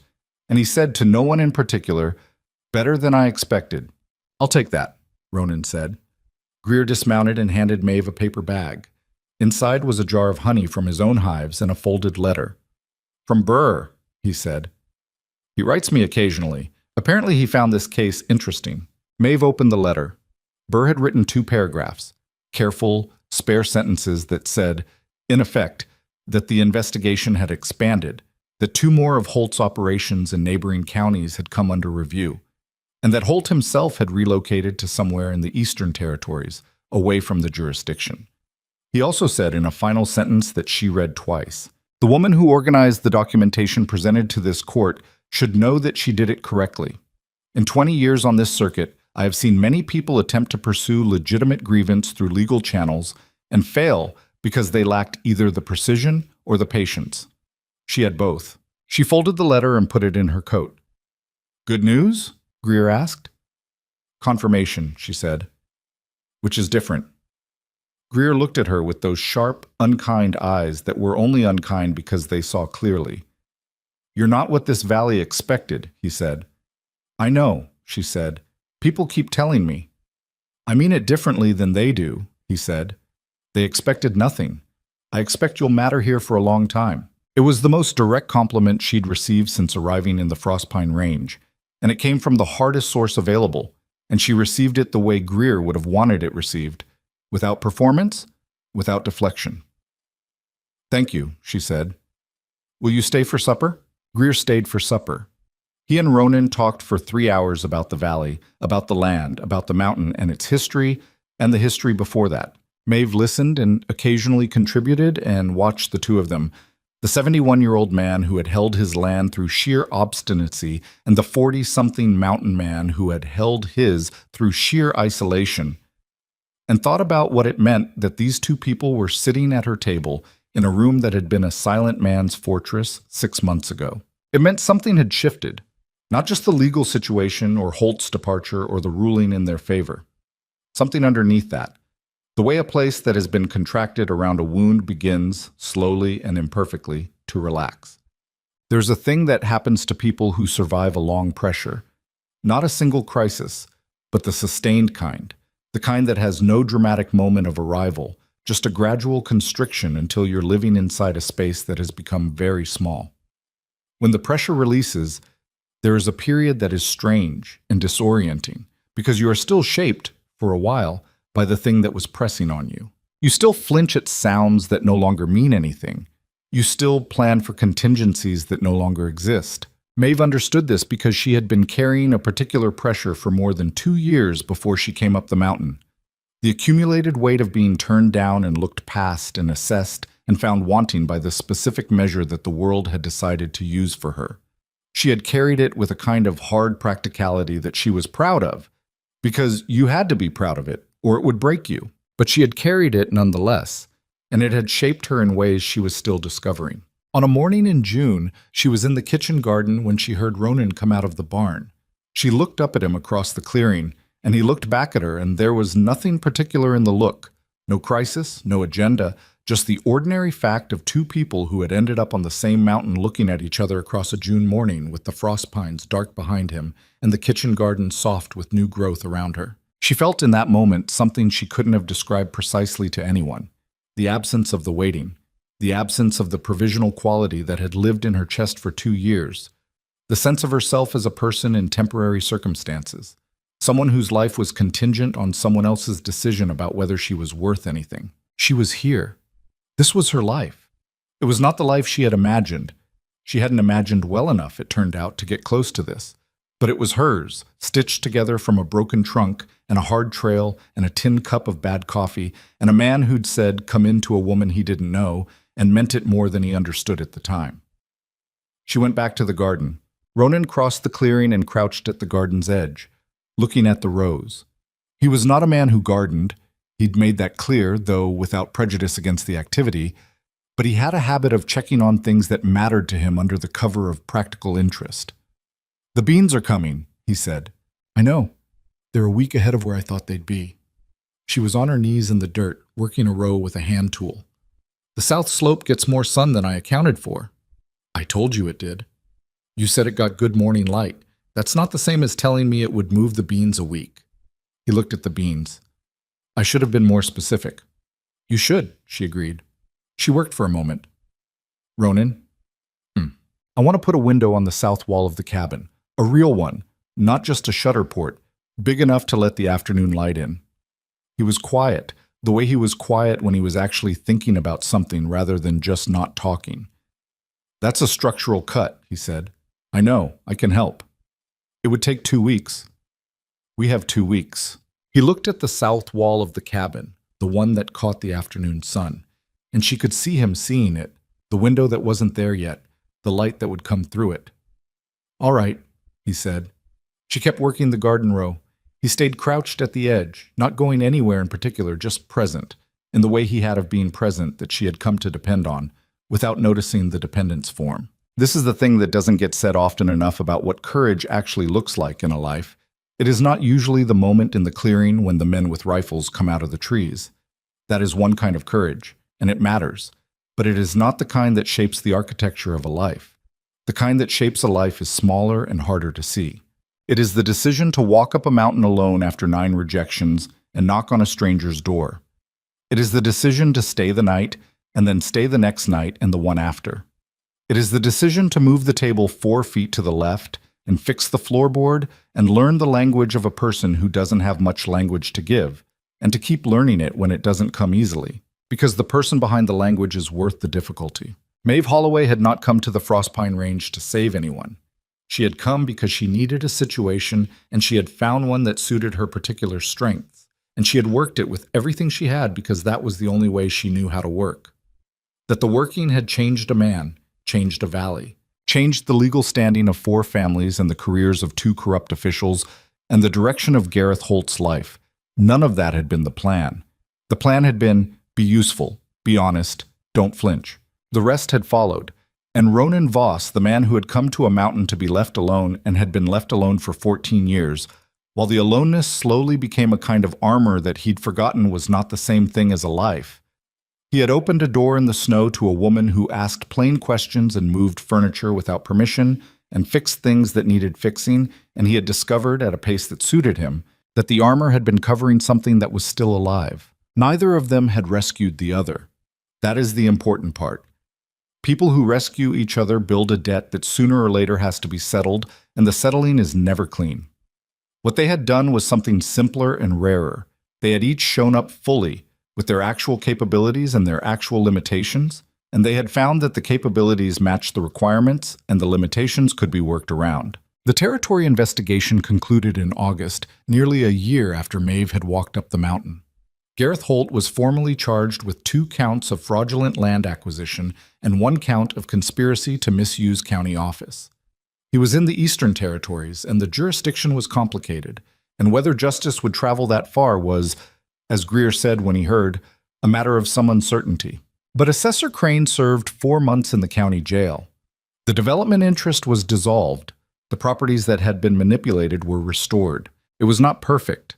It was not the clean conclusion that the story, if you told it a certain way, might seem to be heading toward. Some of the damage Holt had done to the valley didn't reverse when he left. The Ferris family had already sold and moved east and didn't come back, and the Kellner strip sat unused for 2 more years before someone bought it honestly. The younger Weller brother had a hard winter that year and nearly lost the mill anyway, through no one's fault but a bad ice storm and a run of bad luck that had nothing to do with Holt and everything to do with the ordinary cruelty of the frontier. Life on the mountain did not become easy. It became sustainable, which is different and in many ways better, because sustainable is something you can actually plan around. By the following spring, the mining operation had begun on the North Field, careful, contained, run by people who understood what they'd agreed to, and the royalty payments came quarterly and were real. Maeve put most of it back into the homestead in the first 2 years. The south window got built, the barn roof was replaced properly. A second structure went up for storage that had been needed since before she arrived. The kitchen garden expanded. The goats were joined by 2 more, which Ronan expressed his continued philosophical objections to, and she listened to his objections and ordered the goats anyway. They never became soft with each other. That was not who they were. They argued sometimes about the garden, about the finances, about a fence line of their own once, which they resolved in 3 hours by the simple method of both of them being right about different parts of it. They were not always easy, but they were, consistently and without reservation, on each other's side, and in the long run, that turned out to be the only thing that mattered. Cully grew up. This is what children do, but it is still worth noting. He grew up into a young man who was serious and precise and better educated than most of his contemporaries because Maeve had, beginning in his 12th year, taught him formally 2 mornings a week at the cabin table, from her own books and her own knowledge. He was quick with figures and quicker still with the kind of reading that required you to understand what the document was trying to hide as well as what it was trying to show. He would in time become the kind of man the valley needed, someone who understood its history and its mechanisms, and who had been taught early that the right thing and the practical thing were not always different things. Nora Pell said one afternoon in Maeve's second summer on the mountain, when they were sitting at the laundry in the particular domestic peace of 2 women who have been through something together and come out the other side. "You know what they say about you in town now?" "I can imagine," Maeve said. "They say you're the one who ran Holt out." "We ran Holt out," Maeve said. "All of us. Greer and Pickett and your brother and the Wellers." That's not as good a story," Nora said. "Good stories and true stories aren't always the same shape." Nora looked at her sideways with that particular expression she had that was mostly affection with a thin layer of exasperation over it. "Let me tell you something," she said. "I've lived in this valley my whole life. I've watched what happens to the people who get in the way of the Holts of this world. Most of them move, or they stay and they get small. They just make themselves smaller and smaller until there's not enough of them left to threaten anything." She folded a shirt with careful, practiced hands. You didn't do either of those things. You came up here with a broken trunk and nothing promised, and you just refused to be small. That's the whole story. That's all it was. Maeve thought about that for a moment. About being 12 years old and being told she would have to work harder than other girls. About 9 letters and 9 careful phrasings around a single blunt truth. About the trail up the mountain in December's snow, her lungs burning and her heel split and the trunk heavy and the light going, and the decision, it was a decision, even if it hadn't felt like one at the time, to keep going. I was afraid the whole time, she said. I want you to know that, in case it matters. It's more interesting that way, Nora said.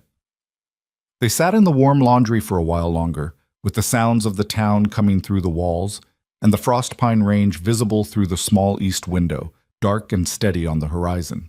Up on the mountain, the south window of the cabin let in the afternoon light the way Maeve had known it would. The table sat in the right place. The floorboard was solid underfoot. The kitchen garden came back every spring a little fuller than the last, the way gardens do when someone tends them with attention and patience and no particular expectation of perfection. And the mountain, which had been called dangerous and isolating and the home of a man the valley feared, turned out to be the same mountain it had always been. Stone and timber and cold water over old rock, indifferent in the way of large things that simply exist and let the people on them decide what they're going to make of the time they're given.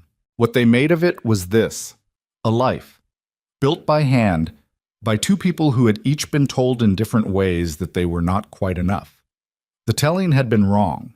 It is usually wrong, about people who are willing to walk up the mountain anyway.